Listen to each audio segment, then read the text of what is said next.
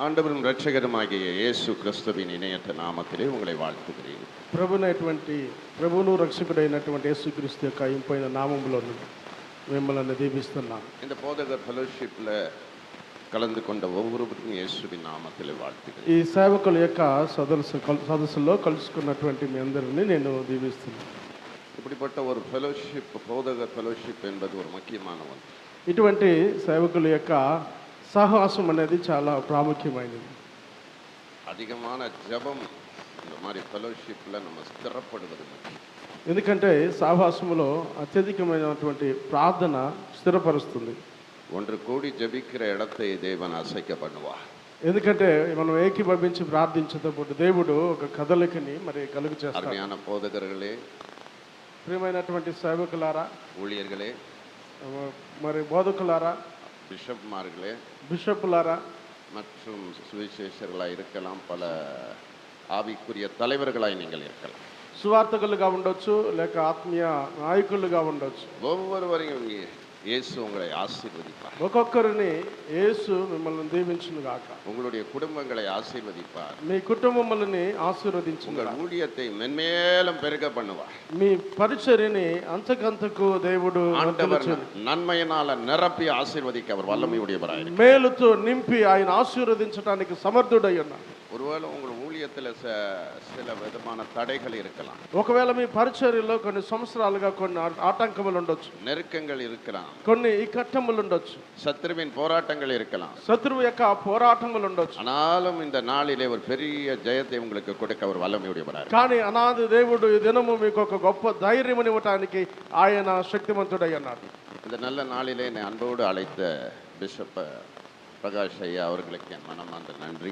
ఈ దినము నన్ను ప్రేమతో ఆహ్వానించినటువంటి బిషప్ ప్రకాష్ మై గారికి, இந்த கூட்டத்தை ஒழுங்குபடுத்தி கொடுத்து அவருக்கு நன்றி செலுத்துகிறேன். உங்க சபைக்கு நன்றி செலுத்துகிறேன். ఈ కూడికని ఏర్పాటు చేసినటువంటి అయ్యగారికి మరి సంఘానికి నేను ధన్యవాదాలు తెలియజేస్తున్నాను. நேரம் அதிகமாக இல்லாமையினால, సమయం ఎక్కువ లేదు కనుక நான் செய்தியை நான் முடிக்க வேண்டியது இருக்கிறது. నేను సందేశముని మరి క్లుప్తంగా చెప్పవలసి. அதே சமயத்தில் அநேக காரியங்களை கண்டிப்பாக இந்த நாளிலே உங்களை ஆசீர்வதிப்பார்.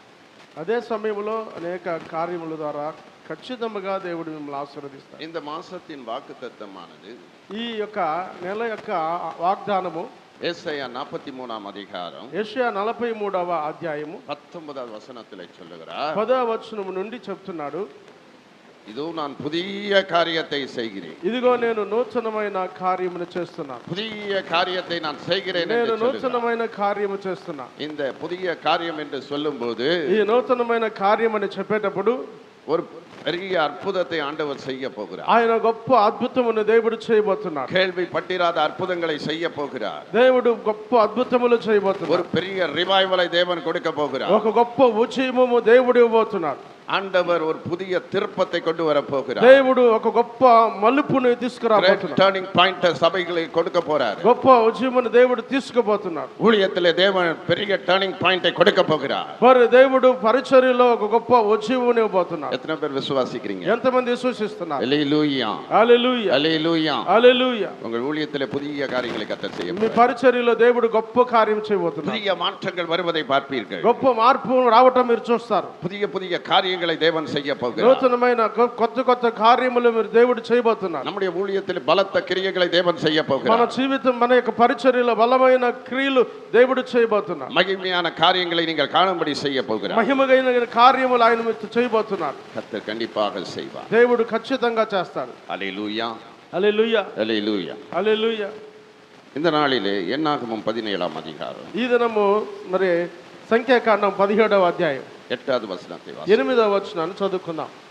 மறுநாளிலே மோசே சாட்சியின் கூடாரத்தில் பிரவேசித்த போது, இதோ லேவிய குடும்பத்தாருக்கு இருந்த ஆரோனின் கோல் துளிர்ந்து அது துளிப்பிட்டு பூத்து வாதுமை பழங்களை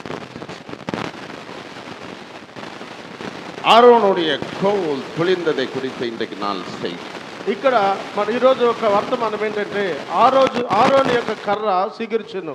ஒரே ஒரு நாளிலே ஆசாரிப்பு கூடாரத்திலே தேவ சமூகத்திலே இருந்த அந்த கோல் துளிர்ந்தது. ఒకే ఒక రోజు దేవుని యొక్క గుడారములో మరి ఉన్నటువంటి యాజకుని యొక్క కర్ర సిగురించినది. இன்றைக்கு உங்களுடைய ஊழியத்தை தேவன் தொழில் பண்ண போகிறார். ఈ రోజు దేవుడు మీ యొక్క పరిచర్యని సిగురింపజేయబోతున్నాడు. உங்களுடைய ஆவிக்குரிய வாழ்க்கையை தொழில பண்ண போகிறார். మీ యొక్క ఆత్మీయ జీవితాన్ని సిగురింపజేయబోతున్నాడు. தொழில்வது என்பது సిగురించడం అనేది ஒரு சாதாரண கோலை தொழில வைக்க முடியும் என்றால் ఒక సాధారణమైనటువంటి కర్రని సిగురింపజేస్తున్నాడు. ஊழியக்காரன் பயன்படுத்தின அந்த கோலை துளிர பண்ண முடியும் என்றால் అది ఏ విధంగా ఉపయోగపడతానికి దాన్ని సిగురింపజేయబోతున్నాడు.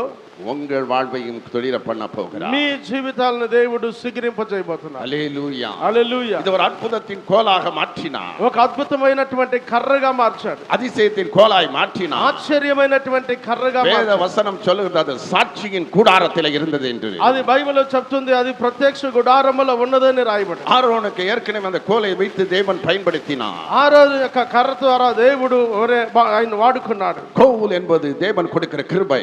ఆ యొక్క కర్ర అనేది దేవుడు ఇచ్చినటువంటి కృప. கோல் என்பது தேவன் கொடுக்கிற அதிகாரம். ఆ కర్ర అనేది దేవుడు ఇచ్చినటువంటి అధికారం. கோல் என்பது தேவனுடைய ஆளுகை. దేవుడు ఆ కర్ర అనేటువంటి దేవుని యొక్క పరిపాలన. ஆரோனுடைய கையிலும் ஒரு கோலை கொடுத்தா, ఆరోను యొక్క చేతిలో కర్ర ఇచ్చాడు. மோசேவுடைய கையிலும் கொடுத்தா, మోసే చేతిలో కర్ర ఇచ్చాడు. பிரதான ஆசாரியனாகிய ஆரோனுடைய கோலை தேவன் துளிர பண்ணினார். ప్రధాన యాజకుడైనటువంటి ఆరోను యొక్క కర్ర సిగురింపజేశాడు. ஒரே இரவிலே துளிர்ந்தது. ఒకే రాత్రిలో సిగురించినది. ஒரே இரவிலே தேவனுடைய சமூகத்தில் வைத்த போது, ఒకే రాత్రి దేవుని సన్నిధిలో ఉంచినప్పుడు, இன்றைக்கு ஒரு நாள்ல உங்க வாழ்க்கையை தேவன் மாற்ற ఈ முடியும். రోజు ఒక్క రోజులోనే దేవుడు మీ జీవితాన్ని మార్చబోతున్నాడు. உங்கள் வாழ்க்கையில ஊழியத்தில் ஒரு மாற்றம் இல்லையா? మీ జీవితం మీ యొక్క జీవితంలో పరిచర్యలో ఒక మార్పు లేదా? சபையிலே உயிர் மீட்சி இல்லையா? సంఘములో ఒక ఉజ్జీవము లేదా? உங்களுடைய ஆவிக்குரிய வாழ்க்கையில உயிர் மீட்சி இல்லையா? మీ యొక్క ఆత్మీయ జీవితంలో ఒక ఉజ్జీవము లేదా?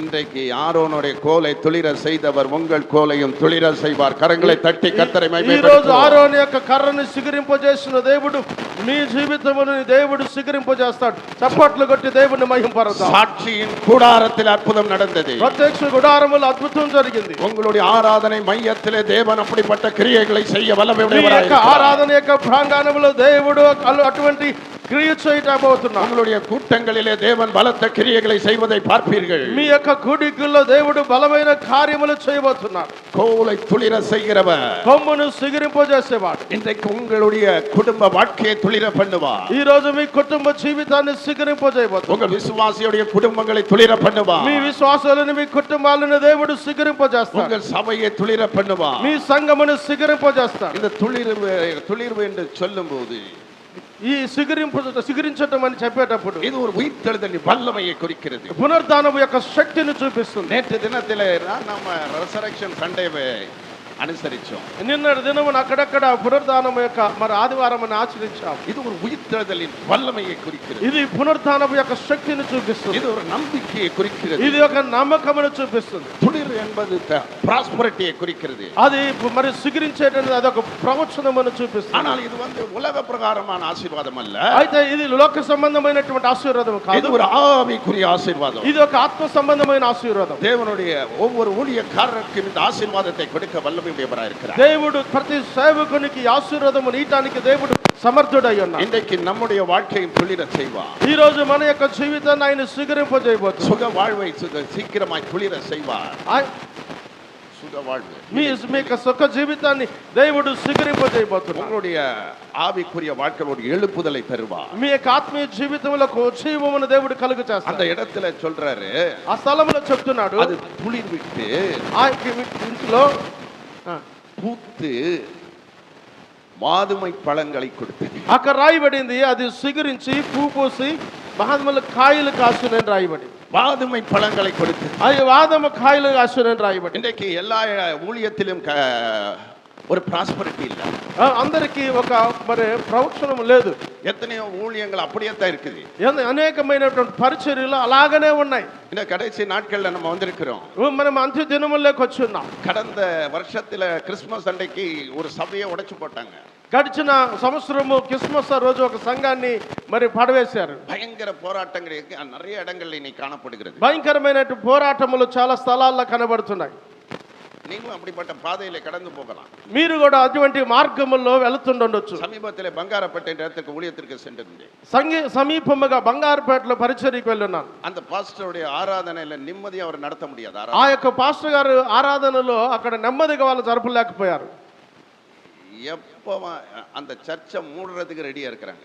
ఎప్పుడు ఆ సంఘాన్ని మూసివేయడానికి సిద్ధంగా ఉన్నారు. அந்த சர்ச்சில் லேண்ட் ப்ராப்ளம், ఆ యొక్క చర్చి యొక్క స్థలము మరి సమస్యలో ఉన్నది. இப்படிப்பட்ட டிஃபிகல்ட்டிஸ்ல தான் நம்ம இன்னைக்கு ஊழியம் பண்ணிட்டு இருக்கோம். ఇటువంటి పరిస్థితుల్లో మనం పరిచర్య చేస్తున్నాం. ஆண்டவரான மாற்றங்களை கொடுக்க వల్లமை దేవుడు వాటన్నిటికీ ఒక మార్పును తీసుకురావడానికి దేవుడు శక్తిమంతుడయ్యాడు. ஆண்டவர் பலத்த கிரியைகளை செய்ய வல்லமை உடையவராய் దేవుడు இருக்கிறார். బలమైన కార్యములు చేయడానికి సమర్థుడై ఉన్నాడు. என்னாகும் 17ஆம் அதிகாரம் 7ஆம் வசனம் சொல்லுகிறது. సంఖ్యాకాండం 17వ అధ్యాయం 7వ వచనం చెప్తుంది. அந்த கோல்களை மோசேவின் சாட்சியின் கூடாரத்திலே, ఆ యొక్క కర్రలు సాక్ష్యపు గుడారములో அது கர்த்தருடைய சமூகத்திலே வைத்தார். యెహోవా సన్నిధిని ఉంచెను.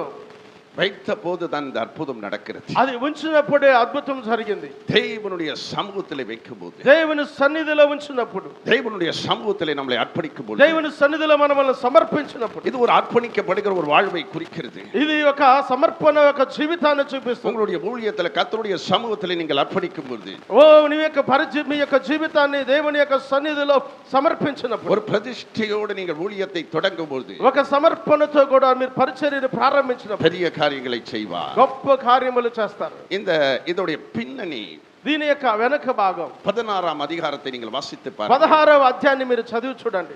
ஒரு பெரிய நியாய தீர்ப்பு நடக்கிறது. ఒక గొప్ప న్యాయ తీర్పు జరుగుతుంది. மோசேக்கும் ஆரோனுக்கும் விரோதமா ஒரு கூட்டம் கூடுகிறார்கள். మోషేకి ఆరోనుకి విరోధముగా గుంపు కూడారు. கூட்டம் கூடுகிறாங்க. இவங்க என்ன பெரிய பரிசுத்தவான்களா என்று பேசுகிறார்கள். వీళ్ళేమో పెద్ద పరిశుద్ధులు అని వారికి విరోధముగా మాట్లాడారు. இன்னைக்கு நிறைய பேருக்கு அப்படிப்பட்ட கிரியைகள் இருக்குது. ఈ దినము అనేకులకి అటువంటి క్రియలు ఉన్నాయి. தாங்க எல்லாம் பெரிய ஆளுங்கிறத காட்டுக்கு கொள்ளுகிறாங்க.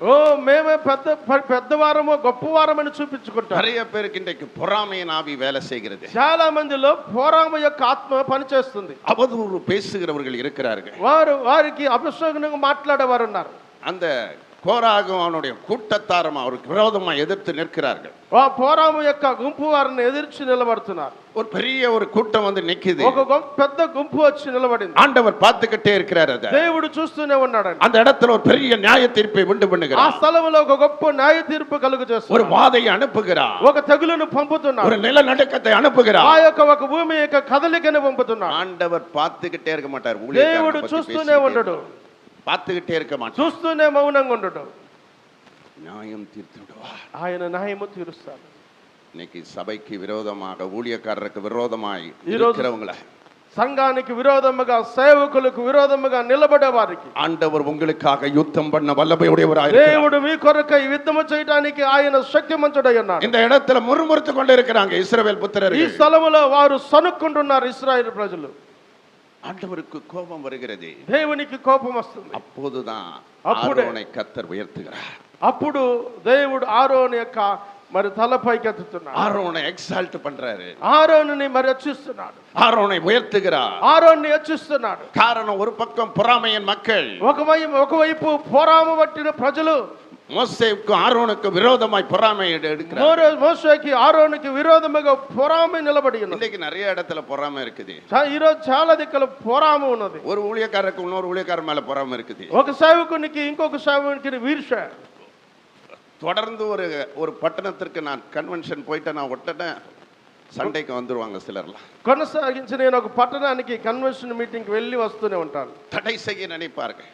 చివరిగా అనుకుంటారు. இன்னைக்கு நிறைய பேருக்கு பொறாமையின் ஆவி வேலை செய்கிறது. ఈ రోజు చాలా మందికి పోరాము యొక్క ఆత్మ పనిచేస్తుంది. பொறாமையின் ஆவியினால் தான் இன்றைக்கு நிறைய பேர் ஊழியம் செய்றாங்க.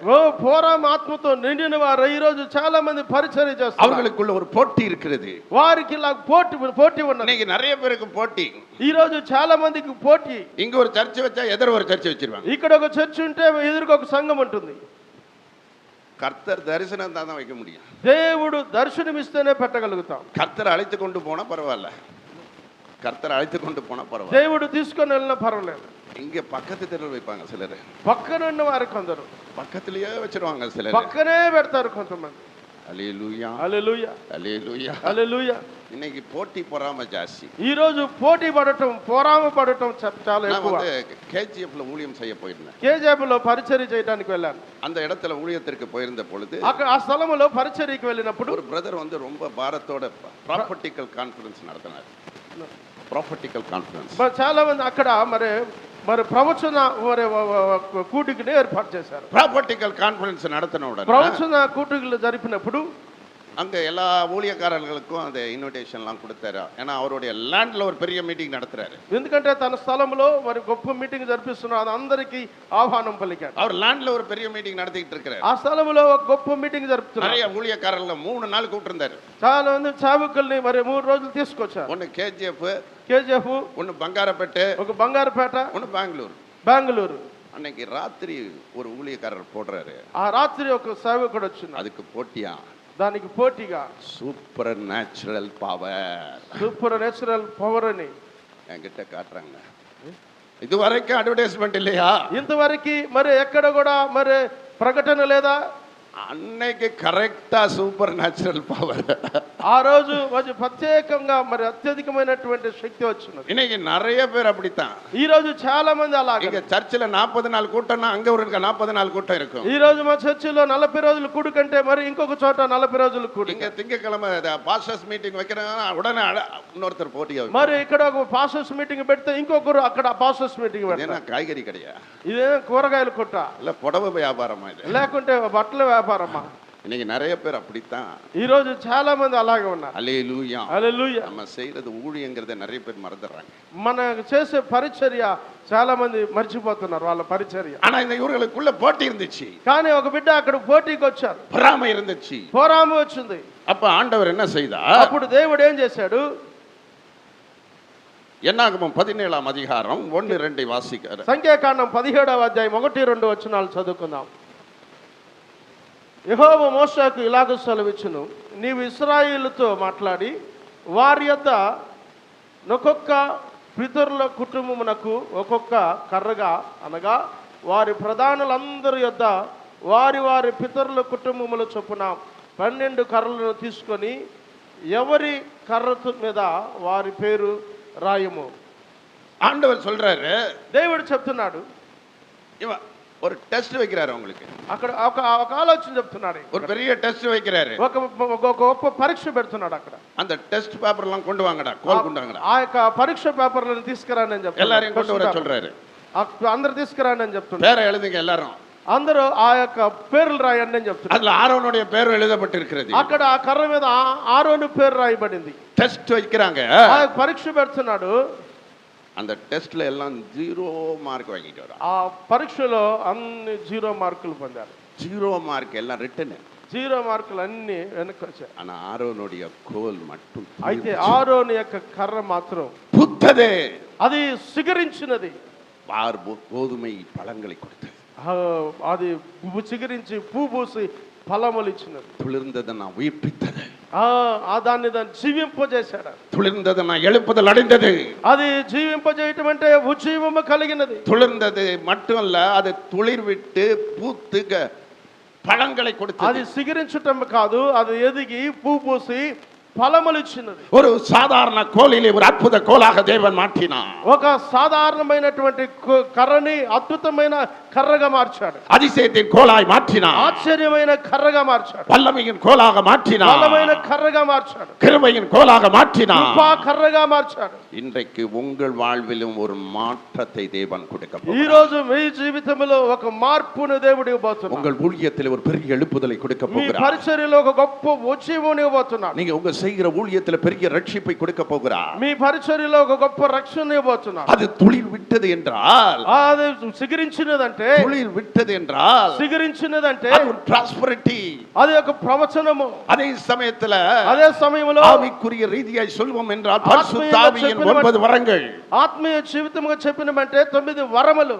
இன்னைக்கு பரிசுத்த ஆவியின் வரங்கள் ஒவ்வொரு ஊழியக்காரர்களுக்கும் தேவை. ఈ రోజు పరిశుద్ధాత్మ యొక్క వరములు ఒక్కొక్క సేవకునికి అవసరం. வரம் இல்லாமல் மக்கள் சத்துருவை நீ ஜெயிக்க முடியாது. వరం లేకుండా సంఘములో మనము లోకమును జయించలేము. போராட்டங்களை ஜெயிக்க முடியாது. పోరాటములను జయించలేము. அந்தகார வல்லமைகளை ஜெயிக்க முடியாது. అంధకార యొక్క శక్తులను జయించలేము. பிசாசுகளை ஜெயிக்க முடியாது, అపవాదిని జయించలేం, பரிசுத்தமாய் வாழ முடியாது. పరిశుద్ధంగా జీవించలేం. gift is important, gift is important. అది చాలా ప్రాముఖ్యం.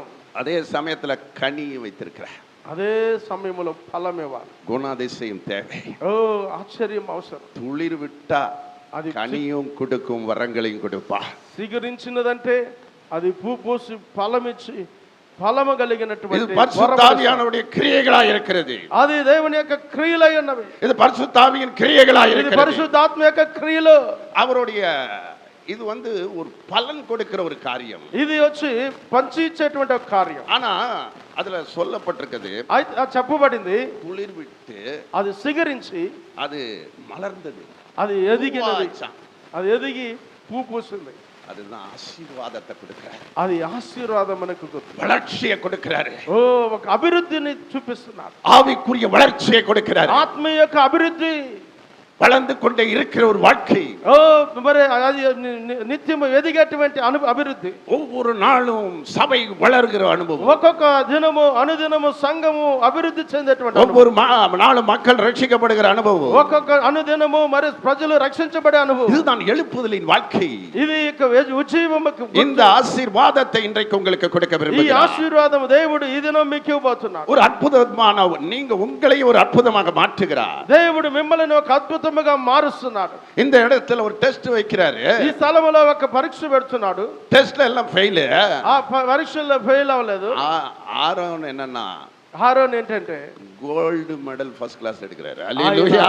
ఆయన ఎక్కువగా మరి ఫస్ట్ క్లాస్ లో పాస్ అయ్యారు. அவர் மட்டும் ஃபர்ஸ்ட், ఆయన మాత్రమే ఫస్ట్, மத்ததெல்லாம் லாஸ்ட். అందరూ వెనక.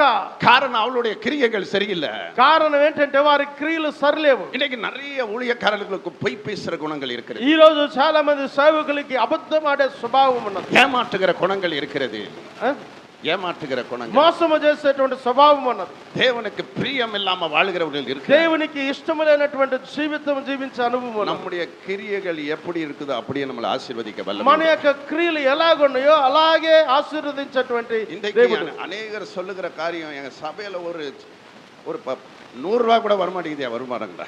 ఈ రోజు చాలా మంది చెప్తారు మా సంఘములో 100 రూపాయలు కూడా రాబడి ఉండదని. ஒருத்தர் கூட காணிக்க கொடுக்க மாட்டாங்க. ఒక్కరు కూడా కానుక ఇవ్వరు. என் சர்ச்சில் கொஞ்சம் கூட ஆத்மாவே இல்ல. మా సంఘములో ఎక్కువ ఆత్మలు కూడా లేవు. நீங்க துளிர் விட்டீங்கன்னா உங்க ஊழியமும் துளிர் விடும். మీరు సిగరించినట్లయితే మీ పరిచర్య సిగరిస్తుంది. அல்லேலூயா, హల్లెలూయా, அல்லேலூயா, హల్లెలూయా, அல்லேலூயா. హల్లెలూయా. கர்த்தர் உங்களை துளிர் விட வல்லமை உடையவராயிருக்கிறார். దేవుడు మిమ్మల్ని సిగరింపజేయడానికి శక్తిమంతుడై ఉన్నాడు. அல்லேலூயா, హల్లెలూయా, அல்லேலூயா. இந்த హల్లెలూయా. ஆரோன் என்ற வார்த்தைக்கு ఆరోన్ అనేటువంటి మాటకి மலை என்று பெயர். కొండ అని పేరు. மலை, కొండ, the mountain. ఆయన కొండ. ஊழியக்கார ஒவ்வொருவரும் மவுண்டனா இருக்கிறார். సేవకులు ఒక్కొక్కరు కూడా ఒక కొండగా ఉంటారు. மலை என்பது உயர்ந்தமான நிலை. ఆ కొండ అంటే ఒక ఉన్నతమైన అనుభవం. இங்கிலீஷ்ல எக்ஸால்டட் என்று போடப்பட்டிருக்கிறது. ఇంగ్లీష్ లో ఎక్సాల్టెడ్ అని రాయబడింది. அமெரிக்கா டிக்ஷனரி பைபிள்ல நான் படித்தபோது అమెరికా మిషనరీ బైబిల్ చదివినప్పుడు அக்கினியின் வல்லமை என்று అక్కడ சொல்றார். అగ్ని యొక్క శక్తి, mountain of fire of God. అది కొండ అగ్ని మరి కొండ శిఖరమై ఉన్నది. தேவனுடைய ஊழியக்காரர் அக்னி மலையா இருக்க வேண்டும். దేవుని యొక్క సేవకుడు అగ్ని శిఖరముగా ఉన్నాడు. ஒரு உயர்ந்த சிகரமா இருக்கிறீர்கள். ఆయన మీరందరూ అగ్ని శిఖరముగా ఉన్నారు. உங்களை யாரும் பிடிக்க முடியாது. మిమ్మల్ని ఎవరు పట్టుకోలేరు. தேவனுடைய ஊழியக்காரர் எக்ஸால்ட் பண்ணுவார் ஆண்டவர். దేవుని యొక్క సేవకుడు దేవుడు అలాగ శిఖరముగా ఉంచుతాడు. ஆரோனுடைய கோலை உயர்த்தினவர், ఆరోను యొక్క కర్రను హెచ్చించిన దేవుడు, ஆரோனை உயர்த்தின தேவன், ఆరోను హెచ్చించిన దేవుడు, ஆரோனை ஆசீர்வதித்த தேவன், ఆరోను ఆశీర్వదించిన దేవుడు, ஆரோனை துளிர செய்த தேவன், ఆరోను సిగరింపజేసిన దేవుడు, ஆரோன் வாழ்க்கையை மலர செய்த தேவன், ఆరోను జీవితాన్ని వర్ధిల్ల చేసిన దేవుడు, அவனுக்குள் இருந்த கோலை பெருக செய்தவர், ఆయనలో ఉన్న కర్రని సిగరింపజేసిన దేవుడు இன்றைக்கு உன் வாழ்க்கையும் பெருக செய்வார். ఈ రోజు నీ జీవితాన్ని వర్ధిల్ల చేస్తాడు. தேவன் விரும்புகிற கிரியைகளை செய்யுங்கள். దేవుడు ఇష్టపడేటువంటి క్రియలను చేయండి. கர்த்தருடைய கிரேஸ் எப்பொழுதும் இருக்கிறது.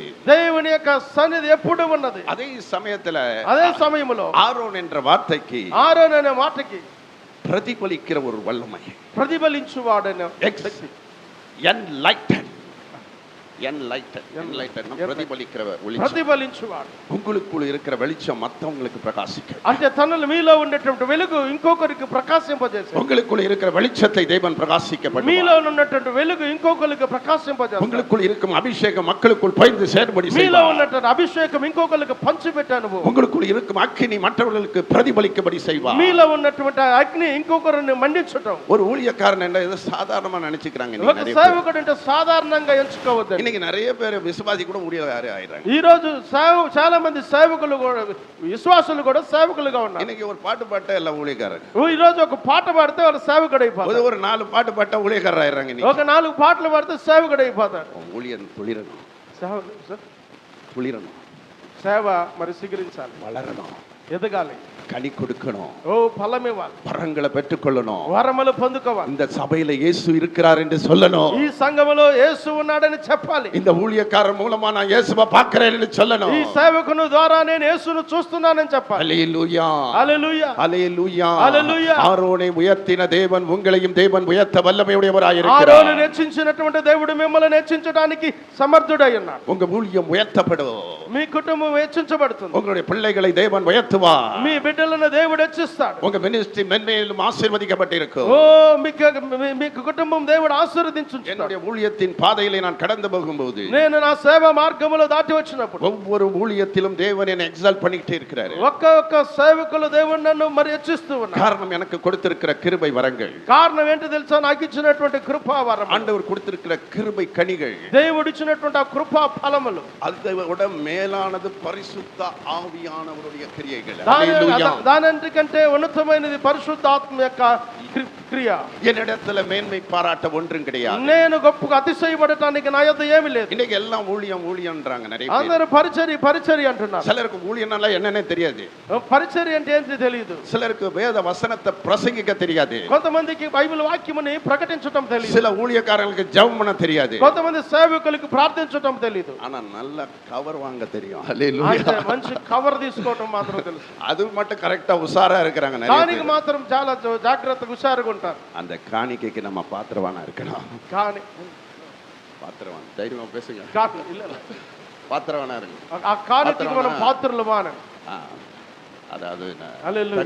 தகுதி పాత్రులమా, యోగ్యులమా, அந்த ఆశీర్వాదத்துக்கு தகுதி. ఆ ఆశీర్వాదానికి నేను యోగ్యులమా. நான் அடிக்கடி சொல்லுவேன், నేను అప్పుడప్పుడు చెప్తాను, don't be a cover pastor, చెప్తాను కవర్ పాస్టర్ అని.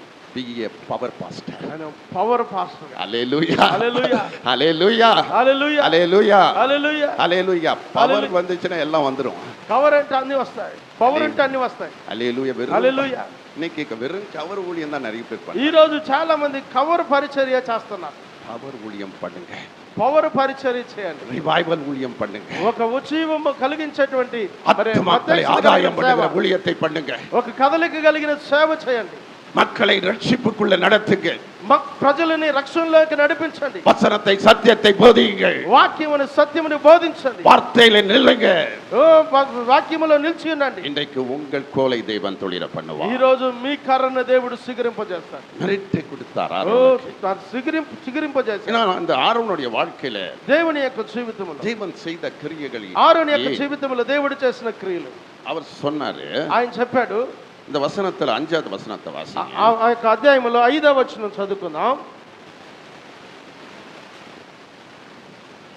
అప్పుడు నేను ఎవరిని ఏర్పాటు చేసుకుందునో వాని కర్ర సిగిరించును, ఇశ్రాయేలు మీకు విరోధముగా సనుగుచుండు సనుగులు నాకు వినబడకుండా మాన్పివేయుదును. ஆரோனை போல் மன்னிக்கவும், நான் தெரிந்து கொள்ளப்பட்ட கோல் துளிரும். మనం ఎవరమంటే ఏర్పాటు చేసుకున్నటువంటి కర్ర. ஆண்டவர் சொல்றாரு, நான் தெரிந்து கொள்ளப்பட்ட கோல் துளிரும். దేవుడు చెప్తున్నాడు, నేను ఏర్పాటు చేసుకున్నటువంటి కర్ర. ஆரோனை குறித்து சொல்லப்பட்டிருக்கு. ఆరోను గురించి చెప్పబడింది. அவர் ஆரோனை போல் அழைக்கப்பட்டாலே ஒழிய ఒకడు ఆరోను వలె పిలువబడకపోతే ஒருவனும் தானாக ஏற்படுவதில்லை. మరి ఎవరు తనంతట తాను ఏర్పాటు చేసుకోవాలి. ஆரோனை ஆண்டவர் தான் தெரிந்து கொண்டார். ఆరోను వచ్చి దేవుడే ఏర్పాటు చేసుకున్నాడు. அவர் ஒரு சீஃப் பிரிஸ்ட், ஆசாரியன், ఆయన ఒక యాజకుడు. ஆனால் புதிய ஏற்பாட்டில் சொல்லப்பட்டிருக்குது, இயேசுவின் ரத்தத்தினாலே கழுவப்பட்டவர் யாரும் రాజాக்களும் ఆచార్యరుమా இருக்கிறோம். అక్కడ కొత్త నిబంధనలో చెప్పబడింది, యేసుక్రీస్తు రక్తం చేత కడగబడిన ప్రతి ఒక్కరు రాజులను యాజక సమూహం అని రాయబడి. இவர் வந்து பழைய ஏற்பாட்டு பிரதான ஆசாரியன். అయితే మరి దేవుడు ఏర్పాటు చేశాడు ప్రధాన యాజకుడు. ஆனால் இயேசு கிறிஸ்துவே நமக்கு பிரதான ஆசாரியராய் இருக்கிறார். అయితే యేసుక్రీస్తు ప్రభువారే మనకు ప్రధాన యాజకుడిగా ఉన్నారు. அவர்களுக்கு கீழாகத்தான் நாம் ஊழியம் செய்கிறோம். ఆయన కిందనే మనం పరిచర్య చేస్తున్నాం. அவரே நமக்கு எஜமானாய் இருக்கிறார். ఆయన మనకు యజమానుడై ఉన్నాడు. 1 பேதுரு 5:4 சொல்லுகிறது. 2 பேதுரு 5:4 చెప్తుంది. அவர் மெய்யான மெய்ப்பராய் இருக்கிறார். ఆయన ప్రధాన కాపరి అయి ఉన్నాడు. பிரதான மெய்ப்பராய் ఆయన ప్రధాన కాపరి అయి ఉన్నాడు. அவர் நமக்கு நம்மை கடைசி காலத்தில் எல்லா போதகங்களையும் கனப்படுத்த வல்லமை உடையவரார். ఆయన చివరి కాలంలో అన్ని సేవకులందరిని గణపరచబోతున్నారు. இந்த பிரதான ஆசாரியருடைய வாழ்வில ప్రధాన యాజకుడి యొక్క அவரே అழைத்தார். ఆయన పిలిచాడు. ஆண்டவரே அவர் அப்பாயின்மெண்ட் பண்ணார். దేవుడే ఆయన ఏర్పాటు చేసుకున్నాడు. மோசே ஊழியம் வேண்டான்னு ஓடி போனாரு. మోసే పరిచర్య వద్దని వెళ్ళిపోయాడు. ஆனா ஆண்டவர் நம்ம ஆர்வனை ஏற்படுத்தினார். అయితే దేవుడు ఆరోన్ని ఏర్పాటు చేసుకున్నాడు. எபிரேயர் 5:4 அப்படி சொல்லுகிறது. ఎబ్రీ 5:4 అలా చెప్తుంది. ஆரோனை போல் அழைக்கப்பட்டால் அவளை ஒருவனும் தகுதி ఎవరైనా ఆరోను వల్ల పిలువబడితే ఘనమైన పరిచర్యని చేయలేడు. அவருடைய அழைப்பு மேன்மையானது. ఆయన యొక్క పిలుపు చాలా ఉన్నతమైనది. ஒவ்வொருவரையும் தேவன் அழைத்திருக்கிறார். ఒక్కొక్కరిని దేవుడు పిలిచి யாரை அழைச்சாரோ அவங்க வாழ்க்கையை துளிர பண்ணுவார். ఎవరిని దేవుడు పిలిచారో వారి జీవితాన్ని సిగరింపజేస్తాడు. அவங்க సభ వளరుம்படி செய்வார். వారి సంఘము వర్ధిల్ల చేస్తాడు. சபையில எழுப்புதல் வரும். సంఘములో ఉజ్జీవం వస్తుంది. சபையில உயிர்மீழ்ச்சி வரும். సంఘములో మరి జీవింపజేసే అనుభవం ఉంటుంది. அவங்களோட தனிப்பட்ட வாழ்க்கையில ஆசீர்வாదம் வரும். వారి యొక్క వ్యక్తిగత జీవితంలో ఆశీర్వాదం వస్తుంది. பரலோகத்துக்கு போகும்போது పరలోకానికి వెళ్ళేటప్పుడు ఉత్తమ ஊழியக்காரனே என்று சொல்லி அவங்களை கனப்படுத்துவார். ఉత్తమమైనటువంటి సేవకుడు అని నిన్ను కనపరుస్తాడు. ஆனா இன்னைக்கு நிறைய பேர் ஊழியத்துக்கு அழைக்காம வந்துடுறாங்க. ఈ రోజు చాలా మంది దేవుని పిలుపు లేకుండా వచ్చారు. கேட்டா சொல்றாங்க கர்த்தரே எனக்கு இதை காமிச்சாரு அதை காமிச்சாரு. దేవుడు నాకు అది చూపించాడు ఇది చూపించాడు అని చెప్తారు. கொஞ்ச நாள்ல சர்ச்சையை மூடிட்டு போயிடுறாங்க. కొన్ని రోజుల తర్వాత ఆ చర్చి వదిలేసి వెళ్ళిపోతారు. நிறைய பேருக்கு அழைப்புனா என்னன்னே தெரியல. చాలా మందికి పిలుపు అంటే ఏంటి తెలియలేదు. நான் கேட்பேன் என்ன ஊழியம் செய்ய போறீங்க நீங்க? నేను అడుగుతాను ఏం పరిచర్య చేయబోతున్నారు? பழைய ஏற்பாட்டில ப்ராஃபட் மினிஸ்ட்ரி இருந்துச்சு.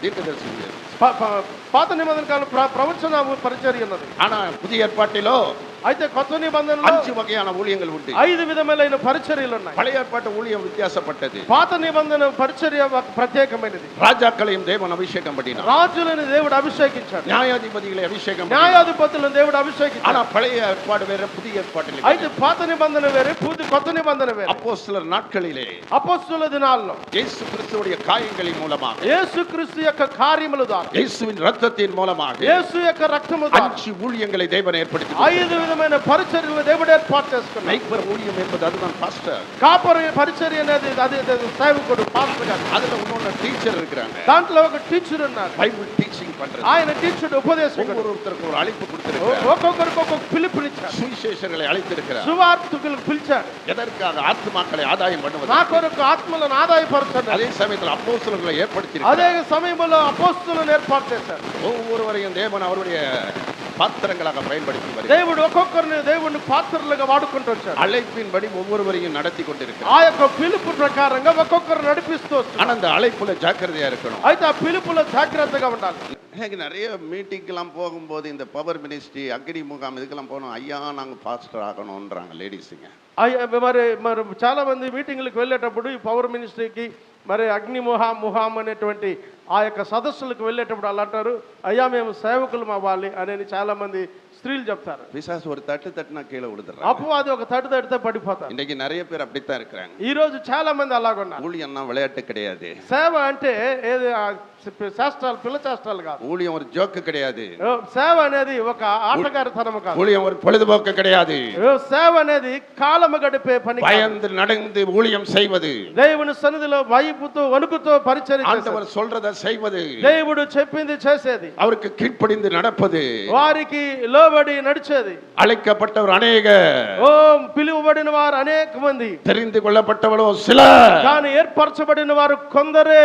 ஆனால் இந்த தெரிந்து கொள்ளப்பட்ட சிலர் தான் இருக்காங்க. అయితే ఏర్పరచబడిన వారు కొందరు మాత్రమే ఉన్నారు. சிலர் தான் இருக்காங்க.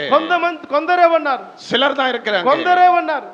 நான் தெரிந்து கொள்ளப்பட்ட கோலை துளிர பண்ணணும். நான் நீங்க கர்த்தரால் தெரிந்து கொள்ள ఏర్పరచబడినటువంటి కర్ర సిగరించబడాలంటే మీరు ప్రభువు చేత ఏర్పరచబడిన వారు. ஆரோனுடைய கோல் வந்து ஒரு ஸ்பெசிபிக் காலை. ఆరోను యొక్క కర్ర ఒక ప్రత్యేకమైనది. ஆரோனுடைய கோல் வந்து ஊழியம் வந்து யூனிக்.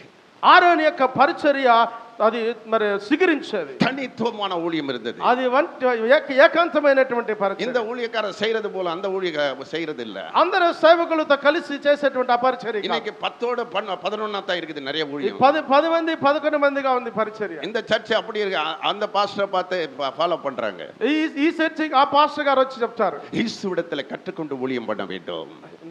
இயேசுவிடத்தில் கற்றுக்கொண்டு యేసు దగ్గర నేర్చుకొని మరి పరిచర్య చేయాలి. ஆண்டவர் என்ன தரிசனம் கொடுக்கிறார் அதை செய்ய வேண்டும். దేవుడు ఏ దర్శనం ఇస్తాడో దాన్ని చేయాలి. இன்றைக்கு தேவனுடைய அழைப்பை முழுமையாய் பெற்றுக்கொள்ளுங்க. ఈ రోజు దేవుని యొక్క పిలుపుని స్థిరంగా పొందుకొనండి. அழைப்புல சரியா இருங்க. పిలుపులో సరిగ్గా ఉండండి. அழைப்புல கரெக்ட்டா இருங்க. పిలుపులో ఖచ్చితంగా ఉండండి. ஆண்டவர் உங்கள் வாழ்க்கையில் ஒரு பெரிய ஆசீர்வாதத்தை கொடுப்பார். దేవుడు మీ జీవితంలో గొప్ప ఆశీర్వాదం ఇస్తాడు. பெரிய ஒரு மகிமையை தருவார். గొప్ప మహిమని ఇస్తాడు. రెండవది யாத்திராகமம் 28ஆம் அதிகாரத்திலே నిర్గమకాండం 28వ అధ్యాయం 36வது வசனத்திலே சொல்லுகிறார். 36వ వచనంలో చెప్తున్నాడు, பொன்னினால் ஒரு பட்டத்தை செய்து கர்த்தருக்கு பரிசுத்தம் என்று அதிலே முத்திரையிட்டாக வெட்டினார்கள்.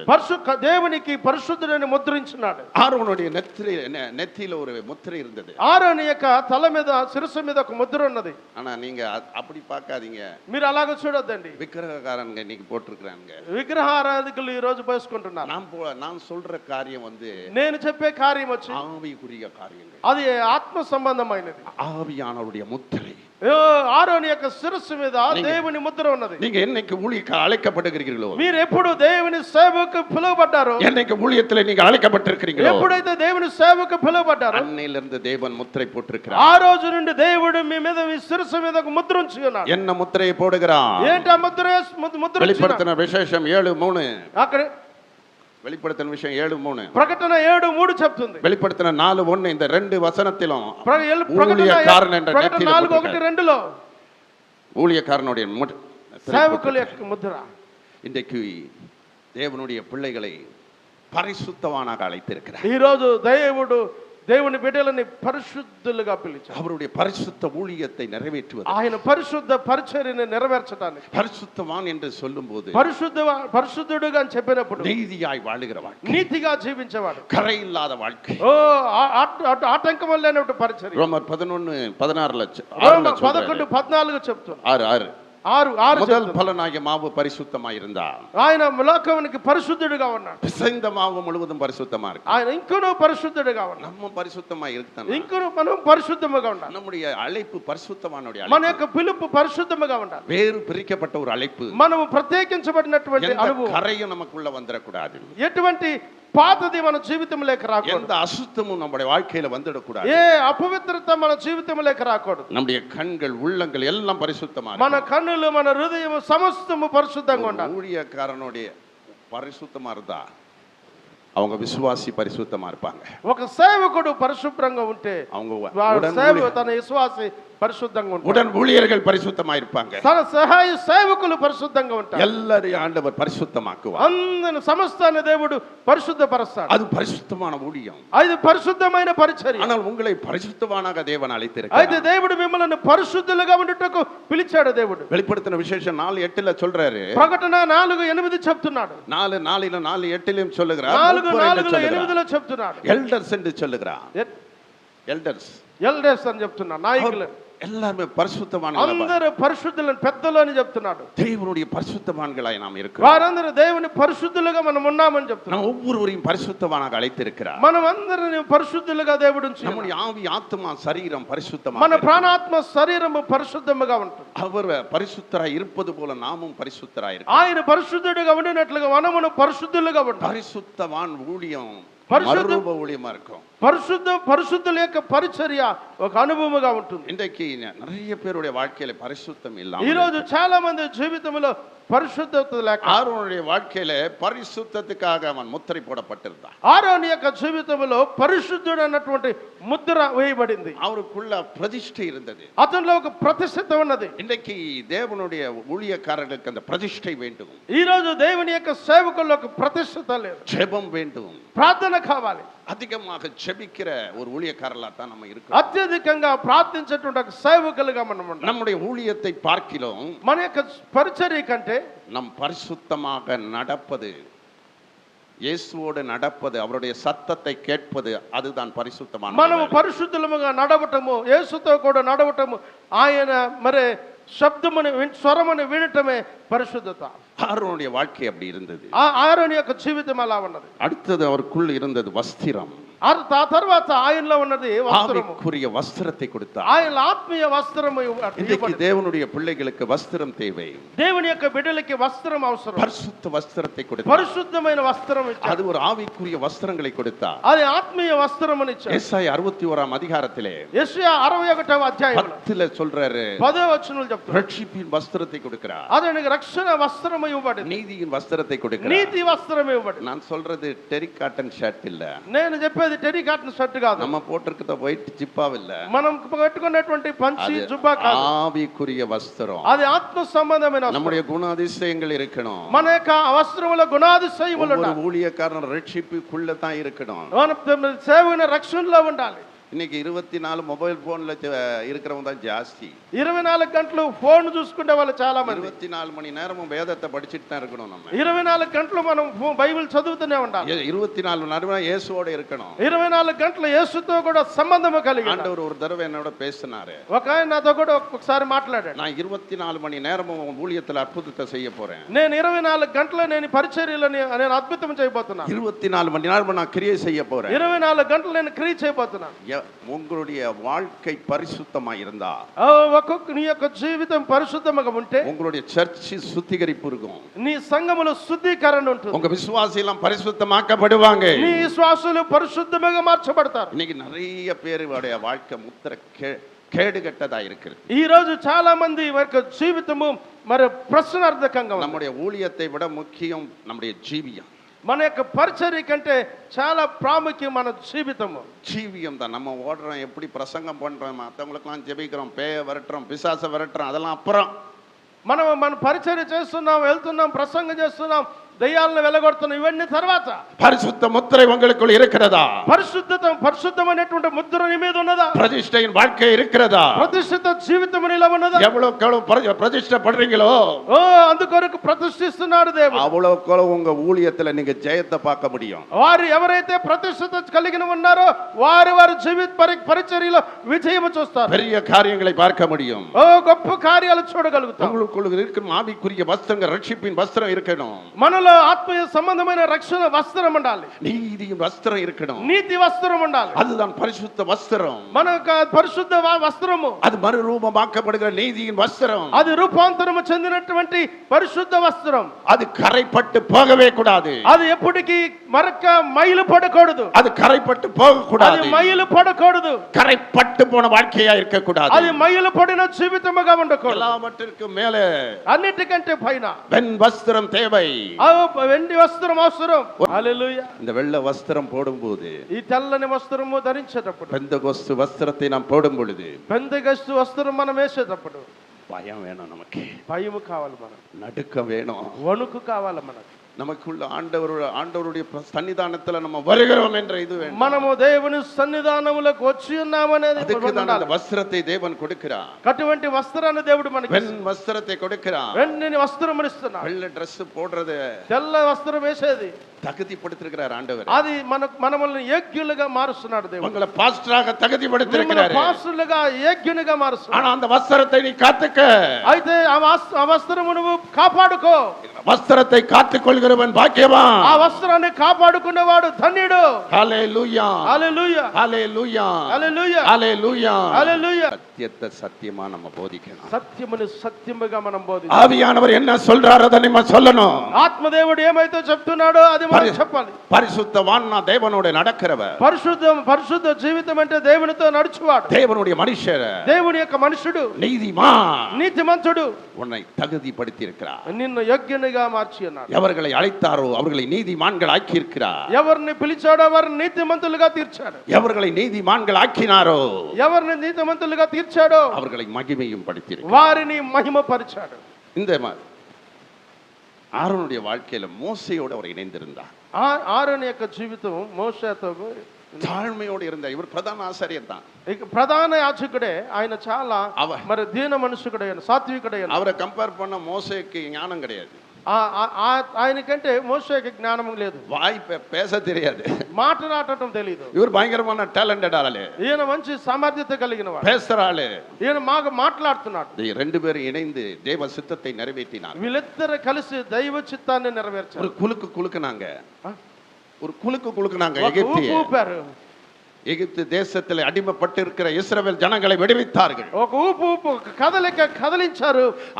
ఐగుప్తు దేశంలో బానిసలైన ఇశ్రాయేలు ప్రజలను బయటికి తీసుకొచ్చారు. தேவ சித்தத்துக்கு நீங்கள் கீழ்ப்படிங்க. ఈ రోజు మనం దైవ చిత్తానికి లోబడాలి. நிறைய ஊழியக்காரர்களை நான் பார்த்திருக்கிறேன். గొప్ప సేవకులు నేను చూశాను. என்னை வைத்து டெல்லியில 7 நாள் 8 நாள் கூட்டம் நடத்துறோம். నన్ను తీసుకెళ్లి మరి 7 రోజులు 8 రోజులు మీటింగ్ జరిపిస్తారు. முதிர்ந்த ஊழியக்காரர், గొప్ప పెద్ద సేవకులు, వయసైన వాళ్ళు. நான் இப்படி பண்ணுங்க இது பண்ணுங்கன்னு சொல்லும் போது நான் கீழ்ப்படிவேன். నేను ఇలాగ చెప్పండి ఇలాగ చేయండి అని చెప్పేటప్పుడు వాళ్ళు లోబడతారు. அசதியா இருக்க கூடாது, వాళ్ళు అశ్రద్ధగా ఉండకూడదు. ஆவியானவர் என்ன சொல்றாரு அதுக்கு கீழ்ப்படிங்க. ఆత్మదేవుడు ఏదైతే చెప్తున్నాడో దానికి లోబడాలి. உங்களுடைய மினிஸ்ட்ரி எப்படி இருக்குதுன்னு பாருங்க. మీ పరిచర్య ఎలాగుందో చూడండి. நீங்களா எதையும் செய்யாதீங்க, మీకై మీరే ఏది చేయమాకండి. சுய சித்தத்தை செய்யாதீங்க, మీ స్వోద్దేశాన్ని నెరవేర్చమాకండి. உங்க சுய சத்தத்தை கேட்காதீங்க, మీ యొక్క సొయి మాటలని వినమాకండి. சிலர் பிசாசு சத்தத்துக்கு கீழ்ப்படிந்து வஞ்சிக்கப்படுறாங்க. కొంతమంది అపవాది యొక్క మాటలకి లోబడతారు. அருமையான தேவ பிள்ளைகளே, ప్రియమైన దేవుని బిడ్డలారా, அருமையான பாஸ்டர்ஸ், ప్రియమైనటువంటి పాస్టర్లారా, தலைவர்களே, నాయకులారా, இன்றைக்கு ஆண்டவருடைய சத்தத்திற்கு நீங்க ఈ రోజు దేవుని యొక్క మాటలకు మీరు లోబడాలి. அந்த ஆரோனுடைய வாழ்க்கையில ఆరోని యొక్క జీవితం ஒரு பெரிய அதிகாரத்தை கொடுத்தார். ఒక గొప్ప అధికారం ఇచ్చాడు. மோசேயோடு இருந்தார். మోసేతో కూడా ఉన్నాడు. ஒரு ஊழியர் இணைந்து இருக்கும் போது பெரிய காரியங்கள் நடக்கும். సేవకుడు మాకు ఐక్యత కలిగి ఉన్నప్పుడు గొప్ప కార్యాలు చూస్తారు. பரிசுத்தவானோட இணைக்கப்படும் பொழுது, పరిశుద్ధుడు జతపరచబడినప్పుడు பூவோடு நாறு மணக்குவாங்க. పువ్వు 6 కాయలుగా కాస్తుంది, மணக்குவாங்க, మంచి వాసన వస్తుంది. நம்ம அப்படி இணைக்கப்படும் போது, మనం అలాగా ఐక్యత కలిగి ఉండేటప్పుడు, அப்போஸ்தலர்களோடு இணைக்கப்படும் போது, మనం అపోస్తలులతో కూడా ఐక్యత కలిగినప్పుడు, தீர்க்கதரிசிகளோடு இணைக்கப்படும் பொழுது, ప్రవక్తలతో కూడా ఐక్యత కలిగి ఉన్నప్పుడు, அந்த 120 பேரும் இணைக்கப்பட்டிருந்தாங்க. 120 మంది ఐక్యత కలిగి ఉన్నప్పుడు, இந்த நிமித்தம் ஒரு அதிகாரம் பெற்றாரு. దానిని బట్టి వారు ఒక అధికారమును పొందారు. மோசே கையில ஒரு கோல் இருந்துச்சு, మోసే చేతిలో కర్ర ఉన్నది. ஆனா ஆரோனை கொண்டு செஞ்ச காரியம் பயங்கரமா இருந்தது.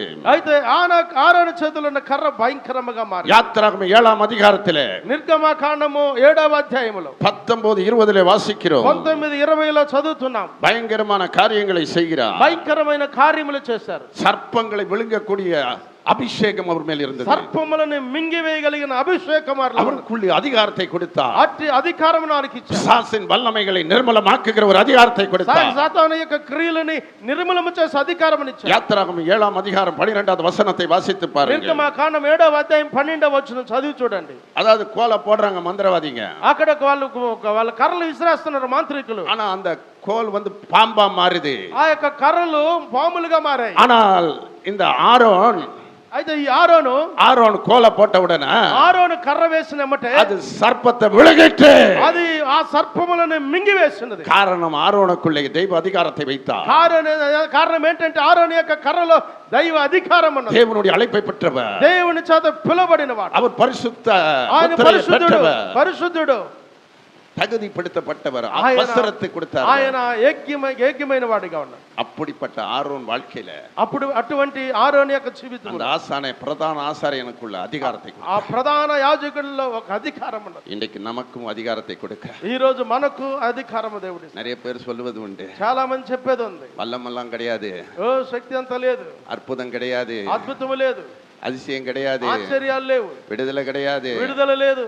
யார் சொல்றாங்கன்னா, ఎవరు చెప్తున్నారు? இன்னைக்கு சர்ச்சு சொல்லுது, பாஸ்டர்ஸ் சொல்றாங்க. ఈ రోజు సంఘం చెప్తుంది, పాస్టర్ చెప్తున్నారు. பாஸ்டருங்களே சொன்னா, పాస్టర్లు ఏ చెప్పారంటే நம்ம எங்க போறது? మనం ఎక్కడికి వెళ్ళేది? விசுவாசிங்க பாவம் இல்ல, విశ్వాసులు పాపం కదా. விடுதலை கொடுக்கணும். ஒவ்வொரு ஆராதனையிலும் ఒక్కొక్క ఆరాధనలో విడుదల కలుగు చేయాలి. உங்க கைகளை தேவன் பயன்படுத்துவார். దేవుడు ఆ విధంగా మిమ్మల్ని వాడుకుంటాడు. உங்க நாவிலே அதிகாரத்தை வைத்திருக்கிறார். మీ నాలుకల్లో దేవుడు అధికారం ఉంచుకున్నాడు. இன்றைக்கு அபிஷேக அதிகாரத்தை உனக்குள் வைத்திருக்கிறார். ఈ రోజు అభిషేక అధికారం దేవుడు మీకు ఉంచుకున్నాడు. ஒவ்வொரு பாஸ்டருக்குள்ளும் அதிகாரம் இருக்கிறது. ఒక్కొక్క పాస్టర్ల అధికారం ఉంచుకున్నాడు. ஒவ்வொருத்தருக்குள்ளும் தேவ அதிகாரத்தை கொடுத்திருக்கிறார். ఒక్కొక్కరిలో దేవుని అధికారం ఉన్నది. வசனம் என்ற அதிகாரத்தை உனக்குள்ளே கொடுத்திருக்கிறார். పాస్టర్ అన్నారు దేవుడు అధికారం నీలో ఉంచి అన్న. வார்த்தை என்ற அதிகாரத்தை கொடுத்திருக்கிறார். పాస్టర్ అనేటువంటి అధికారం ఇచ్చాడు. நீ சொல்லும் போது அப்படியே கீழ்ப்படிவோம். నీవు చెప్పేటప్పుడు అలాగే లోబడాలి. நான் ஒரு சமயம் பீகாருக்கு போயிருந்தேன். నేను ఒక సమయం బీహార్కి వెళ్ళాను. அப்பொழுது பயங்கர ஒரு காட்டெருமைகள் அப்படியே ஓடி வருது.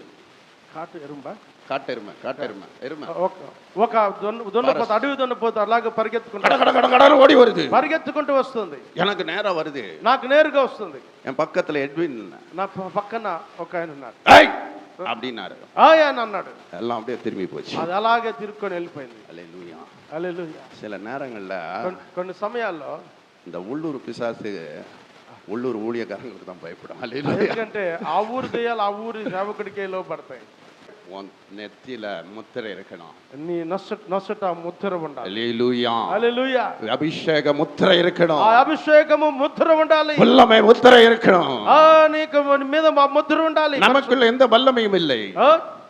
நமக்குள்ள எந்த வல்லமையும் இல்லை. మనలో ఏ శక్తి లేదు. ஆனா பரிசுத்த ஆவியின் வல்லமை நமக்குள்ள అయితే இருக்குது. పరిశుద్ధాత్మ శక్తి మనలో ఉన్నది. எப்படிப்பட்ட பிசாசுகளும் ஓடும். ఎలాంటివైన దయ్యములైన వెళ్తాయి. எப்படிப்பட்ட மந்திரத்தை நீ உடைக்க முடியும். ఎలాంటి మంత్ర శక్తినైనా మనం బద్దలు కొడతాం. நான் எப்பொழுதுமே ஜெபிப்பது அதுதான். అది ఎప్పుడంటే మనం ఎక్కువగా ప్రార్థన எப்படிப்பட்ட చేస్తాం. மந்திரத்தையும் உடைக்கணும். మనం ఎటువంటి మంత్ర శక్తినైనా బద్దలు కొడతాం. எப்படிப்பட்ட கிரியைகளையும் உடைக்கணும். ఎటువంటి క్రియలైన బద్దలు కొడతాం. எப்படிப்பட்ட பொல்லாத சக்திகளையும் உடைக்க முடியும். ఎటువంటి దుష్ట శక్తులను బద్దలు కొడతాం. ஒரு சமயம் மும்பையில நான் ஜீசஸ் கால்ஸ் மீட்டிங் பேசிக்கொண்டிருந்தேன். ఒకసారి బొంబాయిలో జీసస్ కాల్ మీటింగ్ లో அங்க మాట్లాడు. ஒரு பலவான் பிசாசு அடிக்குது பாருங்க எல்லாரையும் போட்டு பட்டு பட்டு பட்டு அத்தனை ஊழியக்காரனையும் அடிக்குது. అక్కడ బలమైనటువంటి ఒక అపవిత్రాత్మ అందరిని కొడుతుంది పటపటనని. நான் வந்துட்டு నేను వచ్చి பாட்டு பாடிக்கொண்டிருந்தேன். పాట திரும்பி పాడుతున్నా. பார்த்தா அது போட்டு கலாட்டா பண்ணுது பயங்கரமா. చాలా நான் అక్కడ ஸ்டேஜ்ல இருக்கேன். గోడ ఒకే రగడ చేస్తుంది. ஏய் ఏయ్! அப்படியே விழுந்தது கீழே. అలాగే ஹல்லேலூயா. కింద పడిపోయింది. அதுதான் இயேசுவை நாம காட்டணும். అది యేసుని మనం చూపిస్తాం. விடுதலை பெறணும்னா மக்கள் విడుదల పొందాలి మన ప్రజలు. 24 மணி நேரம் ஜெபத்துல இருக்கணும். 24 గంటలు ప్రార్థనలో ఉండాలి. மெடிடேட் பண்ணிக்கிட்டே இருக்கணும். వాటిని ధ్యానిస్తూ ఉండాలి. குடும்பத்தையும் பரிசுத்தத்துக்குள்ள நடத்தணும். కుటుంబముని పరిశుద్ధతలోనికి இன்னைக்கு నడిపించాలి. நிறைய குடும்பங்களை தாக்குது. ఈ రోజు మీరు చాలా మంది కుటుంబంలో చూపిస్తారు. இங்க பாஸ்டர் வரட்டிக்கிட்டு இருப்பாரு. ఇక్కడ పాస్టర్ ఇక్కడ ఉంటాడు. அங்க போராடிக்கிட்டு இருக்கும் சத்துரு. అక్కడ శత్రువు పోరాడుతుంటుంది. உன் வீட்டாரெல்லாம் ரத்த கோட்டைக்குள்ள மூடிக்கொள்ளும். మీ ఇంటి వారందరిని రక్త కోట్ల మరుగుపరచాలి. சிலர் வந்து நம்ம ஊழியத்துக்கு சப்போர்ட்டா இருக்கிறவங்கள தாக்கும். కొంతమంది సేవకు సాకారులుగా ఉన్న వారిని తాకుతుంది. ஒரு ஊழியக்காரர் காவலனா இருக்க வேண்டும். ఒక సేవకుడు ఒక కావలవాడిగా ఉండాలి. நீ காவலனா இருக்க வேண்டும். నువ్వు ఒక కావలవాడిగా ఉండాలి. மக்களை காக்க வேண்டும். ప్రజలను அதே కాపాడాలి. சமயத்துல கட்டுகளை உடைக்க అదే வேண்டும். సమయంలో వారి బంధకములను బద్దలు కొట్టాలి. இயேசு கிறிஸ்து சொல்றார் என் நாமத்தினாலே நீங்கள் பிசாசுகளை యేసు துரத்துவீர்கள். క్రీస్తు చెప్పాడు నా నామములో మీరు దయ్యములను వెళ్ళగొడతారు. இன்னைக்கு பிசாசை துரத்த போன ஊழியக்காரன் ஓடியே போயிடுறான். ఈ రోజు దయ్యమును వెళ్ళగొట్టాలి వెళ్ళిన సేవకుడు దయ్యముతోటి ఆయన కూడా వెళ్ళిపోతారు. பர்த்டேக்கு ஜெபம் பண்ண வரதுனா வர்றாங்க. భర్తకి మరి ప్రార్థన చేయడానికి వస్తున్నారు. கல்யாணத்துக்கு வர சொன்னா வருவாங்க. వివాహానికి రమ్మంటే వస్తారు. சூனிய மந்திர கட்ட உடைக்கணும்னா కానీ శాతపడి బంధకాలను బద్దలు కొట్టాలంటే రాండి అంటే நான் ஹைதராபாத்ல இருக்கிறேன்னு சொல்லுவாங்க. నేను హైదరాబాద్ లో ఉన్నానని. நான் வந்துடுறேమ్మా, నేను వస్తానమ్మా మళ్ళీ. இன்னைக்கு ஓடுறதுல தான் இருக்கிறாங்க. మీరు పరిగెత్తే దాంట్లోనే ఉన్నారు. பிசாசு சொல்லுச்சு, అపవాది ஏய் அவன் ஓடுறான் பாரு. ఎదుగో వెళ్తున్నాడు చూడు పరిగెత్తే పాస్టర్. அருமையான தேவ பிள்ளைகளே, ప్రియమైన దేవుని బిడ్డలారా, நீ ஓடுறதுக்காக ஆண்டவர் ஒன்னு அழைக்கல. పరిగెత్తడానికి దేవుడు పిలవలేదు. இப்ப அருமையான ஊழியக்காரர் உங்களை ஓடுறதுக்கு அழைக்கல ஆண்டவர். దేవుడు ప్రియమైన సేవకులారా మీరు భయపడి పరిగెత్తడానికి పిలవలేదు. துரத்துறதுக்கு அழைச்சிருக்கிறாரு. దేవుని సన్నిధిలో పోరాడటానికి పిలిచాడు. சாத்தானின் ராஜ்யத்தை அழிக்கிறது సాతాను యొక్క రాజ్యముని బద్దలు కొట్టడానికి தேவ ராஜ்யத்தை நீ ஸ்தாபிப்பதற்கு దేవ அழைத்திருக்கிறார். రాజ్యముని స్థాపించడానికి పిలిచాడు. இதுதான் ஆரோன். இதனால தான் ஆண்டவர் ஆசீர்வதித்தார். కనుక దారుని ఆ విధంగా దేవుడు ఆశీర్వదించాడు. கடைசியாக நான் முடிக்க போகிறேன். చివరగా నేను ముగించబోతున్నా. இந்த 8வது வசனத்தை வாசிப்போம். మరలా 8వ వచనాన్ని చదువుకుందాం. 17వ అధ్యాయం. மோசேயின் சாட்சி கூடாரத்துக்கு பிரவேசித்த போது సంఖ్యాకాండం. இந்த லேவி குடும்பத்தாருக்காக ஆரோன் கோல் துளிர்ந்தது, பூ பூத்து கோதுமை பழங்களை. మరునాడు మోసే సాక్ష్యపు గుడారములోకి వెళ్ళి చూడగా లేవి కుటుంబముదైన ఆరోను కర్ర సిగిర్చియుండును. అది సిగిరించి పువ్వులు పూసి బాదము పండ్లు దాయను. ஆரோனுடைய ஊழியத்தில் ஒரு ஸ்பெசிபிக் கிஃப்ட் இருந்துச்சு.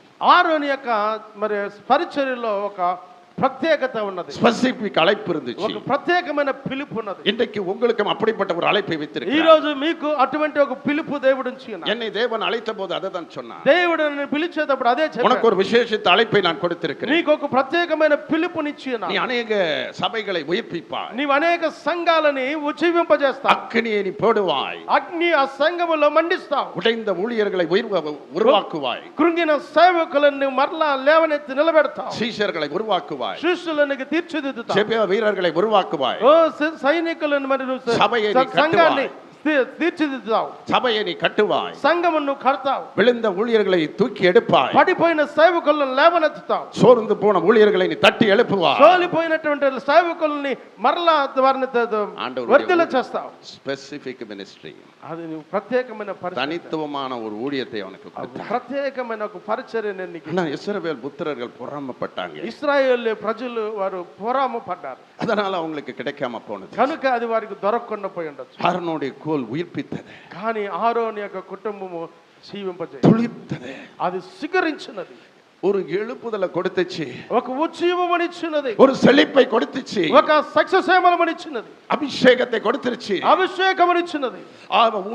உயிர்த்தெழுந்த அபிஷேகத்தை கொடுக்கிறது, అది మరి జీవింపజేసేటువంటి అభిషేకమనిచ్చినది. இந்த ஆரோனுக்கு செய்ததற்கு காரணம் என்ன? ఆరోనికి చేయటానికి కారణం ఏంటి? ஆரோனுக்கு செய்ததுக்கு காரணம் என்ன? ఆరోనికి చేసిన కారణం ఏంటి? ஆரோனுக்குள்ள இருந்த கிரியைகளை, ఆయనలో ఉన్నటువంటి క్రియలు. ஹல்லேலூயா, హల్లెలూయా. அவங்களும் கோலை எடுத்து வச்சாங்க, వారు కర్రను తీసాడు పెట్టారు, ஒவ்வொருத்தர் கோலை எடுத்தாங்க, ఒక్కొక్కరు కర్ర తీసాడు పెట్టారు, எடுத்து வச்சாங்க. కర్ర తీసి అక్కడ పెట్టారు. ஆனா அந்த கோலை, అయితే ఆ కర్ర, அந்த கோல்ல ஒண்ணு இல்லை, ஏன்னா அவன் வந்திருப்பான், ఆ కర్రలో ఏమి లేదు, இப்படி வச்சிருப்பான், అలా పెట్టుంటారు, அப்படின்னு வச்சிருப்பான், అలా కూర్చొని ఉంటారు. கொடுக்கும்போது ఇచ్చేటప్పుడు எல்லாம் அப்படி அசால்ட்டா போட்டு போயிருப்பான். అందరూ అది శ్రద్ధగా అలాగేసిపోయి ఉంటారు. நான் விசுவாசிக்கிறேன், నేను సూచిస్తున్నాను, ஆரோன் அப்படியே முழங்கால் படி போட்டு అలాగా మోకరించుంటారు, అలాగ తను తాను తగ్గించుకొని அர்ப்பணித்தான், అలాగా మోకరించి. ஒரே இரவு தான், ஒரே நைட்டு தான், ఒకే ఒక తగ్గింపు. அந்த கோல் இருந்துச்சு, ఆ కర్ర అన్నది அது அற்புதத்தின் கோலாய் மாறியது, అది అద్భుతమైన ఒక కర్రగా మారింది, அது அதிசயத்தின் கோலாய் అది மாறியது. ఆశ్చర్యమైన ఒక కర్రగా మారింది. அது மட்டும் இல்ல, అది మాత్రమే కాదు, அது சாட்சியாய் வெளிப்படுத்தப்பட்டது. கரங்களை தட்டி கர்த்தரை மகிமைப்படுத்துங்க. చేయబడింది. చప్పట్లు కొట్టి దేవుని మహిమపరుద్దాం. அது சாட்சியாய் வெளிப்பட்டது, అది సాక్షిగా వెల్లడైనది, உடன்படிக்கை பெட்டியிலே அது வைக்கப்பட்டது. అది మందసపు పెట్టిలో ఉంచబడింది. ஏன்னா துளிந்த கோல் ஆயிடுச்சு. ఎందుకు తెలుసా? సిగరించిన కర్ర కదా. ஆரோனை வேற மாதிரி மிஸ்யூஸ் பண்ணிட கூடாது. దాన్ని మనం వేరొక విధంగా అర్థం చేసుకోవాలి. இன்னைக்கு అద్భుతం நடந்துச்சுன்னா மிஸ்யூஸ் பண்ணிடுறாங்க. ఈ రోజు అద్భుతం జరిగిందంటే దాన్ని వేరొక విధంగా అర్థం చేసుకుంటాం. இன்னைக்கு யூடியூப்ல అద్భుతத்தை காட்டி மிஸ்யூஸ் பண்றதும் இருக்குது. ఈ రోజు మరి అద్భుతం చూపించి మరి వేరొక విధంగా అర్థం చేసుకునేటట్టుగా చేస్తారు. அந்த கோலை வந்து ஆண்டவருக்கு மகிமை கொண்டு வருகிறது. కానీ ఆ కర్ర దేవునికి మహిమకరంగా వచ్చినట్లుగా எந்த ஒரு அற்புதமும் அதிசயமும் எந்த ஒரு தேவனுடைய கிருபைகளும் தேவனுக்கு மகிமைப்படக்கூடியதா ఏ మహిమయు అద్భుతమును அதிசயమును మరి క్రియలను దేవునికి మాత్రమే మహిమ. ஏன்னா அவருக்குரியது எல்லாமே. ఎందుకంటే సమస్తము ఆయనకి సంబంధించినవి. అభిషేకమో వరంగలో கிருபைகளோ கனிகளோ ఆశీర్వాదమో అభిషేకము వరములు ఫలములు కృపయు ఆశీర్వాదం సమస్తం ఆయనవి. அந்த கோலை ఆ కర్ర பத்திரமாக உடன்படிக்கை பெட்டிக்குள் வைத்தார். கைகளை தட்டி கர்த்தரை மகிமைப்படுத்துங்க. ఆ యొక్క కర్ర అద్భుతముగా ఆ నిబంధన మందసములో ఉంచబడింది. அதுக்கு அர்த்தம் என்னன்னா, దానికి అర్థం ఏంటి తెలుసు? உங்களை அவர் காத்துக்கொள்வார். ఆయన మిమ్మల్ని కాపాడుతాడు. பத்திரமா காத்துக்கொள்வார். ఆయన మిమ్మల్ని భద్రముగా కాపాడుతాడు. அவருடைய மறைவுக்குள்ள மறைத்துக் கொள்வார். దేవుడు తన రెక్కల చాటున మిమ్మల్ని కప్పుతాడు. ஆனா அந்த துளிந்த கோல் కనుక ఆ యొక్క సిగరించిన కర్ర வந்துச்சு. అది మందసము పెట్టిలో ఉన్నది. உங்க மினிஸ்ட்ரியும் மறைக்கப்படலாம். మీ పరిచర్య కాయబడుతుంది. உங்க சபைகள் மறைக்கப்படணும். మీ సంఘము మరుగై ఉండాలి. ரகசியமாக காக்கப்படணும். రహస్యముగా వెళ్ళడాలి మహిమ. சிலர் வந்து வாயை திறந்தாங்கன்னா எல்லாத்தையும் லூஸ் டாக் சொல்லிடுவாங்க. కొంతమంది నోరు తెరిస్తే చాలు ఇంకా మాట్లాడు. நிறைய ஊழியத்துல நாங்க கத்துக்கிட்டேன். చాలా మంది సేవకుల దగ్గర నేను నేర్చుకున్నాను. நம்ம மறைச்சு தான் வைக்கணும். మనము మరుగయ్యే ఉండాలి. எந்த சத்துரும் உள்ள வராதபடி. ఏ శత్రువు లోనకి రాకుండా நீங்க விழுந்து போகாதபடிக்கு మీరు లేచి పోరాడినట్లుగా பெருமை நம்முடைய வாழ்க்கையில வந்து ఓ விடாதபடிக்கு మరి మరి ఒక మన జీవితంలో రాకుండానట్లుగా கர்த்தர் செய்தார். దేవుడు చేస్తాడు. அல்லேலூயா, హల్లెలూయా, அல்லேலூயா. హల్లెలూయా. நான் முடிக்க போகிறேன். నేను ముగించబోతున్నా. அழைப்பை பெற்றிருந்தார், ఆయన పిలుపు పొందున్నాడు, பரிசுத்த முத்திரையை பெற்றிருந்தார், పరిశుద్ధత ముద్ర ఆయన పొందుకొని ఉన్నాడు, வஸ்திரத்தை பெற்றிருந்தார், ఆయన వస్త్రం అని పొందుకొని ఉన్నాడు, மோசேயோடு இணைக்கப்பட்டு அதிகாரத்தை பெற்றிருந்தார், మోషేతో కలిసి ఏకమైనటువంటి అధికారమును இந்த పొందాడు. ஆரோனை தேவன் உயர்த்தினதற்கு காரணம், ఆరోన్ని దేవుడు హెచ్చించడానికి కారణం, அந்த பொறாமை மக்கள் மத்தியிலே அவனை உயர்த்தினதற்கு காரணம், ఆ ప్రజల మధ్యలో ఆయన హెచ్చించడానికి కారణం, ஆரோனுக்குள் உண்மை இருந்தது, ఆరోనులో ఒక యథార్థత ఉన్నది, பிரதிஷ்டை இருந்தது, ఒక ప్రతిష్ఠిత ఉన్నది, தேவனுக்கு பயந்திருந்தான், దేవునికి భయపడి ఉన్నాడు, அர்ப்பணிக்கப்பட்ட ஒரு வாழ்க்கை இருந்தது, సమర్పించబడిన ఒక జీవితం ఉన్నది. அது பழைய ஏற்பாடு. అది పాత నిబంధన. இயேசு நமக்காக எல்லாத்தையும் செஞ்சு முடிச்சார். యేసు మన కొరకు అన్ని చేసి ముగించాడు. அவருக்காக வாழுவோம். ఆయన కొరకు జీవిద్దాం. இன்னைக்கு கடைசி காலத்துல உங்களோட ஒவ்வொருத்தருடைய சபையும் நான் தேவன் உயிர்ப்பிக்க போகிறேன். ఈ చివరి కాలంలో అంత్య దినాల్లో ప్రతి ఒక్కరి సంఘము దేవుడు ఉజ్జీవింపజేయబోతున్నాడు. சில நேரம் நம்ம ஜெபிக்க போகிறோம். మనం ప్రార్థన చేయబోతున్నాం. அல்லேலூயா, హల్లెలూయా, அல்லேலூயா. హల్లెలూయా. 1 மணிக்கு நான் முடிக்கணும். 1:55க்கு மெசேஜ் முடிக்கிறேன். கர்த்தருக்கு ஸ்தோத்திரம். ஏன்னா அடுத்த தடவை பாஸ்டர் என்ன கூப்பிடுவார். ஹல்லேலூயா. 1:51కి నేను ప్రసంగాన్ని ముగిస్తాను, ఎందుకంటే మరలా పాస్టర్ గారు నన్ను పిలుస్తారు. ஹல்லேலூயா, హల్లెలూయా, ஹல்லேலூயா, హల్లెలూయా. எல்லா ஆண்டவரிடத்துல இந்த நாளில ஒப்படைங்க. ரீபா ஹராபா உசாராபா. இந்த இடத்துல மிகுந்த சோர்வோடு ஒரு ஊழியக்காரர் இருக்கிறத நான் பார்க்கிறேன். ஆண்டவர் அவரை பலப்படுத்துறார். ஆவியானவர் அபிஷேகிக்கிறார். ஆவியானவர் அபிஷேகிக்கிறார். నేను చూస్తున్నా, ஊழியத்தை దేవుడు ఆయన బలపరుస్తున్నాడు. ஊழியத்தின் நிமித்தம் சில பாடுகள், సేవ నిమిత్తమై కొన్ని శ్రమలు. இன்னைக்கு ஆவியானவர் உங்களை பலப்படுத்துகிறார். ఈ రోజు ఆత్మదేవుడు నిన్ను బలపరుస్తున్నాడు, சிறப்படுத்துகிறார். స్థిరపరుస్తున్నాడు. எலியாவை பார்த்து சொன்னா, ఏలియాను చూసి చెప్పాడు, நீ போக வேண்டிய தூரம் வெகு தூரம், నీ వెళ్ళవలసినటువంటి దూరం బహుదూరం, நீ అనేకரை நீ அபிஷேகிக்க வேண்டும், నీవు అనేకులను అభిషేకించాలి, யெகோவை அபிஷேகிக்க வேண்டும், నీవు అనేకులను అభిషేకించాలి. போஜனம் பண்ணு, భోజనము చెయ్యి, போஜனம் பண்ணு, భోజనము చెయ్యి. எழுந்திரு எலியாவே எழுந்திரு என்ற கர்த்தருடைய வார்த்தை கடந்து வந்தது. నువ్వు లెమ్ము అని చెప్పి దేవుని యొద్ద నుండి దేవుని మాట ఏలియా యొద్దకు బయలుదేరొచ్చు. இன்றையிலிருந்து ஒவ்வொருடைய ஊழியத்தையும் திருப்ப போகிறார். ఈ రోజు నీ పరిచర్యని ఒక మలుపు తిప్పబోతున్నాడు. ஆண்டவருடைய சத்தத்துக்கு செவி கொடுங்க. దేవుని మాటకి చెవియొగ్గు. ஒவ்வொரு ஊழியரையும் தேவன் பயன்படுத்துவார். ఒక్కొక్క సేవకుని దేవుడు వాడుకుంటాడు. ஆரோனை போல அழைக்கப்பட்டால் ஒழிய ஒருவனும் தானாக ஏற்படுவதில்லை. ఓ ఆరోను వలె పిలువబడకుండా ఎవరు తన అంతట తాను ఏర్పరచబడలేదు. இன்றைக்கு ఆవియానவர் బలமாக ఇறங்கி ఈ கொண்டிருக்கிறார். రోజు ఆత్మదేవుడు శక్తివంతంగా దిగివచ్చి ఉన్నాడు. ஒவ்வொரு மேலும் பரிசுத்த ஆவியானவர் இறங்கி கொண்டிருக்கிறார். ఒక్కొక్కరి మీద పరిశుద్ధ ఆత్మదేవుడు దిగివస్తున్నాడు. ஒரு ஊழியரால ఒక సేవకుడుగా நீ కట్టப்பட்டு இருக்கிறீர்கள். నువ్వు కట్టబడి ఉన్నావు. உபத்திரத்துல கட்டப்பட்டு இருக்கிறீர்கள். శ్రమల్లో నువ్వు కట్టబడి ఉన్నావు. இன்றைக்கு தேவன் அந்த கட்டை அவிழ்க்கிறார். ఈ రోజు దేవుడు నీ బంధకములు బద్దలు కొడుతున్నాడు. ஊழியத்தை செய்ய முடியாதபடி சிலர் கஷ்டப்படுகிறீர்கள். ఓ పరిచర్య చేయలేకుండా కొంతమంది కష్టపడుతున్నారు. தடைகள் காணப்படுகிறது. ఓ ఆటంకములు కనబడుతున్నాయి. ஆண்டவர் உடைத்தெறிகிறார். దేవుడు వాటిని బద్దలు కొట్టేస్తున్నాడు. ஒரு நபர், ఆమేన్, எசபெலின் ஆவி உன்னுடைய ஊழியத்தோடு போராடுகிறது. ఒక సేవకునితో యెజబెల్ ఆత్మ వాని పరిచర్యలో పోరాడుతుంది. இந்த எசபெலின் ஆவியை இன்றைக்கு நான் துரத்துகிறேன். ఈ యెజబెల్ ఆత్మని నేను పారదోలుతున్నాను. இயேசுவின் நாமத்திலே యేసుక్రీస్తు నామములో எல்லா எசபெலின் ஆவியை, உனக்கு விரோதமாக இருக்கிற எசபெலின் ஆவியை துரத்துகிறேன். సమస్త యెజబెల్ యొక్క ఆత్మల విరోధముగా ఉన్న సమస్త ఆత్మలని నేను పారదోలుతున్నాను. இன்றைக்கு ஆண்டவருடைய கரம் உங்கள் மேல் அமர்கிறது. ఈ రోజు దేవుని హస్తము నీ మీద ఉంచబడి ఉన్నది. எல்லாம் உனக்கு விரோதமாக எழும்புகிற எரிச்சலின் ஆவிகள், సమస్తము నీకు విరోధముగా లేయబడిన వీర్షపు యొక్క ఆత్మ, எசபெலுக்குள்ள இருந்த விபச்சாரத்தின் ஆவிகள், యెజబెల్లో ఉన్నటువంటి వ్యభిచార ఆత్మ, உனக்குள் மூர்க்க வெறி கொண்ட அந்த ஆவியை இன்றைக்கு நிர்மலமாக்கி போடுகிறார். ఓ నిన్ను పట్టి పీడిస్తున్నదే దాన్ని ఇప్పుడు దేవుడు నిర్మూలన చేస్తున్నాడు. அதே போல అదే విధంగా மோசேக்கு விரோதமாக, మోసేకి విరోధముగా ஹல்லேலூயா, மிரியாம் என்ற ஒரு థాంక్ యూ. இன்றைக்கு ஒரு மிரியாம் ஸ்பிரிட்டை பார்க்கிறேன். ఇదాక మిరగా స్పిరిట్ చూస్తున్నాను. உனக்கு விரோதமாய் பேசிக்கொண்டே నీకు இருக்கிறார். విరోధముగా సనుక్కునేవా இன்றைக்கு அந்த வாயை கட்டி போடுகிறேன். ఈ రోజు నీకు విరోధముగా సనిగేటువంటి ఆ నోరులను కట్టివేస్తున్నాడు. இன்றைக்கு நிறைய ஊழியர்களுக்கு விரோதமாக, சபைக்கு விரோதமாக அவதூறு பண்ணி கொண்டிருக்கிறார். ఈ రోజు చాలా మంది సంఘాలకు విరోధంగా, సేవకులకు విరోధంగా చాలా మంది మరి దూషణ మాటలు పలుకుతున్నారు. எல்லாத்தையும் நான் எரிச்சு போடுவேன், వాటన్నిటిని నేను కాల్చివేస్తాను, எல்லாத்தையும் நான் கட்டி போடுவேன். వాటిని అన్నిటిని విప్పివేస్తున్నాను. రింకాన్ తూరాబా షాబాలా బాఖరాబా హల్లెలూయా. లతరబా తీబారా బాఖరాబారాబా. ஆவி குள்ளாக்குகிறான், Praise the Lord. ஆவி குள்ளாக்குகிறான். ఆత్మలో ఉంటున్నాడు.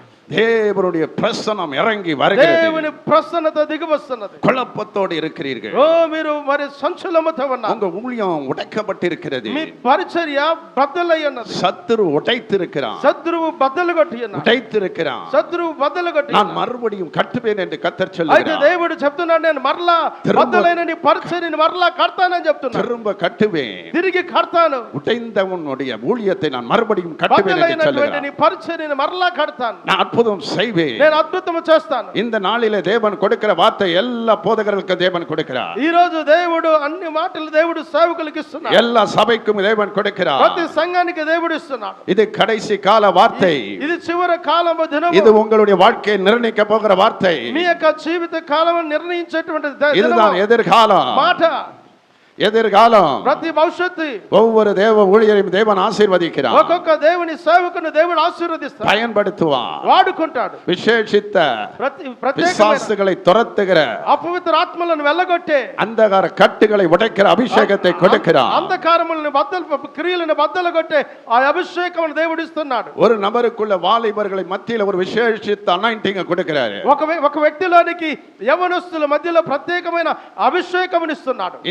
இங்கு ஒரு போதகர் உண்டு, ఇక్కడ ఒక సేవకుడు ఉన్నాడు. அவருடைய இடத்துல பயங்கரமான கடினமான சூழ்நிலைகள் இருக்கிறது. ఆయన ఇక్కడ ఒక సేవకుడు, వారు ఉన్నటువంటి స్థలములో ఒక కఠినమైనటువంటి పరిస్థితి ఉంది. இன்றைக்கு ஆண்டவர் அந்த கடின சூழ்நிலைகளை மாற்றுவேன் என்று ఈ சொல்லுகிறார். రోజు దేవుడు ఆ కఠినమైనటువంటి పరిస్థితులని మార్చివేస్తానని చెప్తున్నాడు. ஒவ்வொரு ஊழியரையும் பார்த்து தேவன் சொல்லுகிறார், ఒక్కొక్క సేవకుని చూసి దేవుడు చెప్తున్నాడు, தரை மட்டும் தாழ்த்தி ஒப்படைங்க, ఓ మిమ్మల్ని మీరు తగ్గించుకొని உங்க ஊழியம் வளரும், మీ పరిచర్య మరి వర్ధిల్లుతుంది. எல்லா ஊழியத்தையும் நான் வந்து எக்ஸ்பாண்ட் பண்ணுவேன், మీ యొక్క పరిచర్య నేను ఇంకను మరి వర్ధిల్ల చేస్తాను, எக்ஸ்பாண்ட் பண்ணுவேன், నేను విస్తరింపజేస్తాను, விசாலத்துக்குள் நடத்துவேன், విశాలములోనికి నడిపిస్తాను. எல்லா கைகளை தட்டி கர்த்தரை மகிமைப்படுத்துங்க, అందరం చప్పట్లు కొట్టి దేవుని మహింపరుద్దాం. ஆவியில நிறைஞ்சு ஜெபம் பண்ணுங்க, ఆత్మతో నింపుబడి ప్రార్థించండి. எல்லா கடினங்களை எடுக்கிறார். అందరూ உங்கள் ஊழியத்தில் இருக்கிற கடினங்களை எடுக்கிறார். మీ యొక్క పరిచర్యలు కఠినమైనవి ఎదుర్కోవచ్చు. ஒரு சில விசுவாசிகள் உங்களுக்கு கீழ்ப்படியாமல் இருக்கிறார்கள்,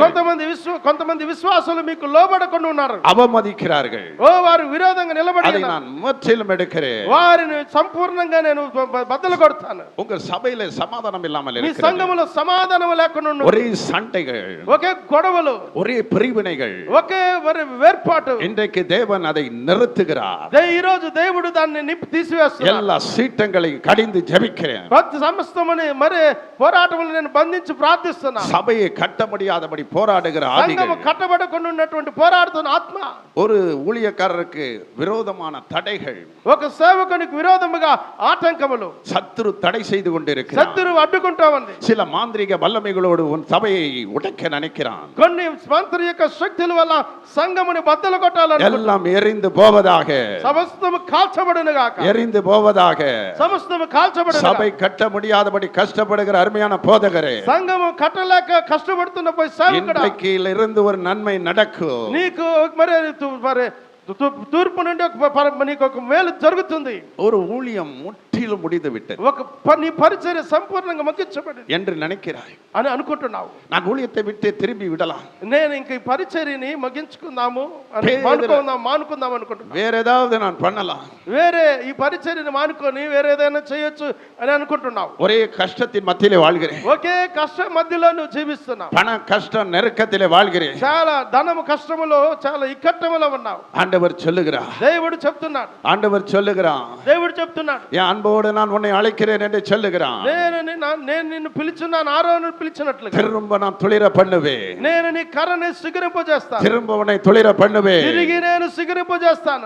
ஊழியத்தை தொடர்ந்து செய், నీవు నా పరిచర్యను కొనసాగించి చెయ్యి, ஊழியத்தை விட்டு விலகி போகாத, సేవను విడిచి వెళ్ళమాక, நிலைத்திரு, నిలిచియుండు, அழைப்புல நிலைத்திரு, పిలుపులో నిలిచియుండు, என் வசனத்துல நிலைத்திரு, వాక్యములో నిలిచియుండు, அந்த அழைப்பை விட்டு போகாதே. ఆ పిలుపుని విడిచి విడిచి వెళ్ళమాక. என் சித்தத்தை செய் மகனே. నా చిత్తమును చేయి కుమారుడా. நான் உன்னை ஆசீர்வதிக்கிறேன். నేను నిన్ను ఆశీర్వదిస్తాను. நான் உன்னை ஆசீர்வதிக்கிறேன். నేను నిన్ను ఆశీర్వదిస్తాను. கண்ணீரின் பாதையிலே போகிற அருமையான போதகரே, కన్నీరు మార్గములో వెళ్తున్న ప్రియమైన బోధకుడా, பல சோதனைகளின் வழியிலே நீ கடந்து போய் கொண்டிருக்கிறாய். అనేకమైన శోధనలను నువ్వు దాటి వెళ్తున్నావు. உன் குடும்பத்துல பல சோதனைகள், నీ కుటుంబంలో చాలా శోధనలు, ஊழியத்துல பல சோதனைகள், పరిచర్యలో చాలా శోధనలు. இந்த சோதனையின் மத்தியிலே நீ இருக்கிறாய். ఈ శోధన మధ్యలో నీ ఉన్నావు. இன்றைக்கு ஆவியானவர் உன்னை விடுதலை ஆக்குகிறார். ఈ రోజు ఆత్మదేవుడు నిన్ను విడుదల చేస్తున్నాడు. கை நடுக்கத்தை சுகமாக்குகிறார். ఓ చెయ్యి వణుకుడు దేవుడు స్వస్థపరుస్తున్నాడు. சிலர் நன்றாக ஊழியம் செய்கிறீர்கள், కొంతమంది బాగా పరిచర్య చేస్తున్నారు. ஆனால் பவுலை போல சில முள்கள் இருக்கிறது.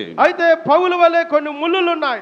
நிறைய பேருக்கு சிக்னஸ் இருக்கிறது. చాలా మందికి మరి అస్వస్థత ఉన్నది. சர்க்கரை வியாதியிலே கஷ்டப்படுகிறீர்கள், షుగర్ వ్యాధితో బాధపడుతున్నారు. கிட்னி ப்ராப்ளங்கள்ல கஷ்டப்படுகிறீர்கள், కిడ్నీ ప్రాబ్లంతో బాధపడుతున్నారు. இருதய நோயிலே கஷ்டப்படுகிறீர்கள். హృదయ బాధతో బాధపడుతున్నారు. இயேசு இன்றைக்கு குணமாக்குகிறார். యేసు ఈ రోజు స్వస్థపరుస్తున్నాడు. இயேசு உன்னை விடுதலை ஆக்குகிறார். యేసు నిన్ను విడుదల చేస్తున్నాడు. ஊழியக்கார சுகத்தை விரும்பும் கர்த்தர் సేవకుని స్వస్థత కోరే దేవుడు இன்றைக்கு ஒவ்வொருவரையும் தொடுகிறார். ఈ రోజు ఒక్కొక్కరు తాగుతున్నాడు. ஒரு விசேஷித்த அபிஷேகம் எல்லார் மேல இறங்குகிறது. ఒక విశేషమైనటువంటి అభిషేకం అందరి మీద దిగువ. இன்றைக்கு ஒரு ஊழியக்காரரை உயிர்ப்பிக்கிறார். ఈ రోజు సేవకుని జీవింపజేస్తున్నాడు. சபையை புதுப்பிக்கிறார். సంఘముని మరి సిగిరింపజేస్తున్నాడు. அக்கினியை ஒவ்வொரு மேலும் போடுகிறேன் என்று దేవుని சொல்லுகிறார். అగ్ని ఒక్కొక్కరి మీదకి దిగి వచ్చునుగా. Receive the power. ఇప్పుడే శక్తి Receive the power. స్వీకరించండి. ஆவியில நிரம்புங்க.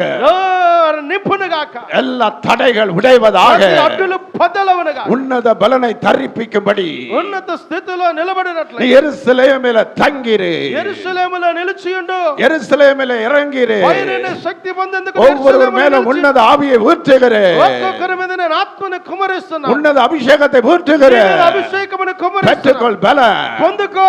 பெற்றுக்கொள் அபிஷேகத்தை. పొందుకో అభిషేకమును. பெற்றுக்கொள் வரங்களை. పొందుకో వరములని. சுகமளிக்கும் வரங்களை பெற்றுக்கொள். వరములను పొందుకో. தீர்க்க தரிசன வரங்களை பெற்றுக்கொள். ప్రవచన వరమును పొందుకో.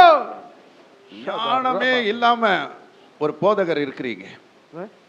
ஞானமே இல்லாம, జ్ఞానమే లేకుండా ఒక సేవకుడు. இன்னைக்கு என்னை அறிகிற அறிவை உனக்கு நான் கொடுக்கிறேன். నన్ను ఎరిగేటువంటి జ్ఞానము నీకు ఇస్తున్నాను. வேர்ட் ஆஃப் காட்ல வளரும்படி செய்ய போகிறேன். దేవుని మాటలో నువ్వు ఎదుగునట్లుగా చేస్తాను. உன்னுடைய பிரசங்கத்துல தீப்பொறி பிரசங்கியாராக உன்னை மாற்ற போறேன். నీ ప్రసంగములు అగ్ని వేసేటువంటి ప్రసంగముగా నేను మారుస్తాను. தீப்பொறி பிரசங்கியாராக உன்னை நிறுத்த போறேன். అగ్ని మండించే ప్రసంగముగా నేను మారుస్తాను. உன் நாவிலே ஒரு வல்லமையை வைக்கிறேன். నీ నాలుకలో నేను ఒక శక్తిని ఉంచుతాను. அன்றைக்கு ஏசாயா நாவில் மேலே ஒரு அக்கினி தழலை பட்டது போல యేషయా నాలుక మీద అగ్ని పడినట్లుగా இன்னைக்கு எல்லார் மேலே ஒரு நாவை ఈ படுகிறார். రోజు అగ్ని నాలుకలు అందరి మీద వేస్తున్నాను. எழுப்புதலின் தீ பற்றி எரிவதாக. ఉచి ఉప్పు అగ్ని పట్టి రగులునుగాక. இயேசுவின் ரத்தத்தை நான் தளிக்கிறேன். యేసు రక్తమును ప్రోక్షిస్తున్నాను. ஹalleluya ஷந்தரா பக்கரா హల్లెలూయా. லதரா பௌக்கரா பலவா. జీసస్ హల్లెలూయా. இந்த பகுதியை நான் ஷேக் பண்ணுவேன். ఈ ప్రాంతాన్ని నేను ఒక కదలిక కదిలిస్తాను. I will shake this place. నేను ఒక కదలికని కదిలిస్తాను. என்னுடைய வல்லமை விளங்கும். నా శక్తిని వెల్లడ చేస్తాను. அற்புதத்தின் கிரியைகள் நடக்கும். అద్భుతములు ఆశ్చర్యములు జరుగుతాయి. ஒவ்வொரு மேலும் தேவனுடைய அக்கினியை போடுகிறார். ఒక్కొక్కరి మీద దైవ అగ్ని వేయబడుతుంది. Fire! చందరక Fire! ఇవాళ శబ Fire!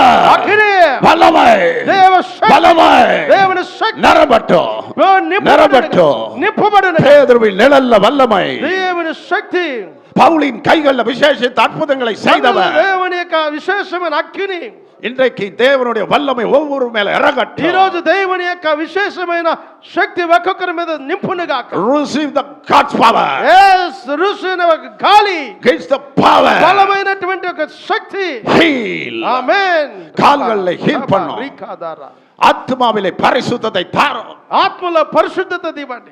எல்லா கட்டுகளையும் உடைக்கிறேன். సమస్త బంధకముల బద్దలవును. பாரம்பரிய கட்டுகளை உடைக்கிறேன். సమస్త బంధకములు విడిపోవునుగా. உபதேசத்தின் கட்டுகளை உடைக்கிறேன். యేసు నామములో బద్దలవునుగాక బంధకములు. எல்லா விதமான பிசாசின் கட்டுகள், సమస్త కుంటితనమైన పిశాచు యొక్క బంధకములు, சபைகளிலே எழுப்புதல் அடைய முடியாதபடி இருக்கும் கட்டுகள், సంఘములో ఉజీవము రేకొన్నటువంటి బంధించబడిన బంధకములు, ஒவ்வொரு ஊழியக்காரர்களை கட்டி வைத்திருக்கிற பலவீன கட்டுகள், ఒక్కొక్క సేవకుని బంధించినటువంటి బలహీనమైన బంధకములు, சோர்வின் கட்டுகள் సమస్యల పోయేటువంటి ఆత్మ బంధకములు எல்லாம் உடைவதாக. సమస్తము బద్దలవునుగాక. அசதியா இராமல் ஜாக்கிரதையா இருங்கள். అశ్రద్ధగా ఉండకుండా జాగ్రత్తగా ఉండండి. ஆவிக்குரிய விஷயத்துல ஜாக்கிரதையா இருங்கள். ఆత్మీయ విషయములో జాగ్రత్తగా ఉండండి. ஆண்டவர் மகிமைப்படுகிறார். దేవుడు మహిమ పొందుతున్నాడు. ஒரு பாஸ்டர் அப்படி ஜெபித்துக் கொண்டிருக்கிறீங்க. ఒక పాస్టర్ ఇక్కడ ఉన్నాడు. எங்களுக்கு ஒரு நிலம் வேண்டும். నాకు ఒక స్థలం కావాలి. எங்களுக்கு ஊழியத்துல சொந்த இடம் கிடையாது. నాకు సేవకి సొంత స్థలం లేదు. அது நிமித்தம் நீங்க சோர்ந்து போயிருக்கிறீங்க. దాని నిమిత్తమై నువ్వు సోలిపోయి ఉన్నావు. திறந்த வாசலை உனக்கு முன்பாக வைக்கிறேன். తెరవబడినటువంటి ద్వారముని ఎదుట ఉంచి ఉన్నాను. ஆவியானவர் உன்னை தரிசனத்தோடு நடத்துவேன். ఆత్మదేవుడు దర్శనముతో నడు. நீ சுதந்தரித்துக் கொள்வாய். నీవు స్వతంత్రించుకుంటావు. வந்தா பீகா தலா Thank you, ஷீபா. Lord. அருமையான இந்த போதகருக்காக தேவாவியானவர் சொல்லுகிறார், உன் மூலமா நான் மகிமைப்படுவேன். உன்னை கொண்டு நான் பெரிய காரியங்களை செய்வேன். ஒரு பெரிய எழுப்புதலை நான் கட்டளையிடுவேன். புதிய காரியங்களை செய்வேன்.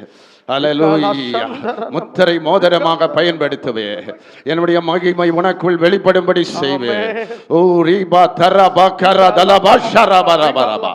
உன்னை நடத்தி செல்வேன். Thank you Lord. நீ பேசின எல்லா வார்த்தைகளுக்காய் நன்றி நன்றி நன்றி. எல்லா சோதரம் பண்ணுவோம் சோதரம் பண்ணுவோம் சோதரம் பண்ணுவோம்.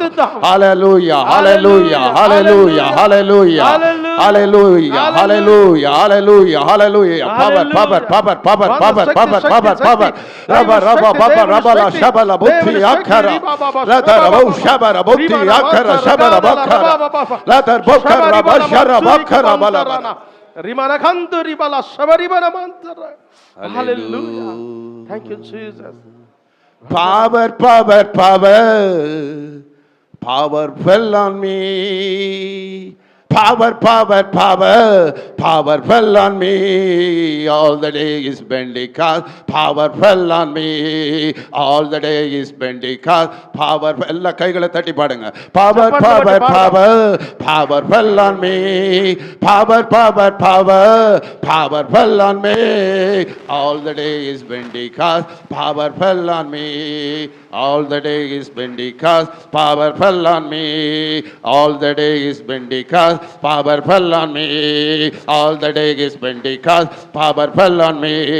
All the day is Pentecost. Power fell on me. On the day is Pentecost. Power fell on me. On the day is Pentecost. Power fell on me. On the day is Pentecost. Power fell on me. On the day is Pentecost. Power fell on me. Ushaba tukabala batara latara bausyakara latara bau ripa sara sarako sarala barabala bala. எல்லா மகிமையும் உமக்கே செலுத்துகிறேன். సమస్త మహిమ మీకే చెల్లిస్తాను. போதகர் ஐக்கியத்துக்காக நன்றி. வந்த எல்லா பாஸ்டர்ஸுக்காக எல்லா ஊழியக்காரர்களுக்காக ஸ்தோத்திரம். సేవకుల కొరకు స్తోత్రం. சபை வளர்ந்து பெருகட்டும். ఈ సంఘం குடும்பங்கள் ஆசீர்வதிக்கப்படட்டும். இவங்க சந்ததி வளர்ந்து பெருகட்டும் ஐயா. సంతతి తండ్రి நான் ఎదిగి వర్ధిల్లును గాక. நன்றாயிருக்கட்டும் ஐயா. ఓ సుఖవంతంగా ஆரோன போல செழித்திருக்கட்டும். ఆరోను వలె సిగరించి ఉండును. மகிமைப்படுத்தும் அப்பா. మహిమ పరచండి. இயேசுவின் நாமத்திலே. యేసు నామములో. ஆமென் ஆமென்.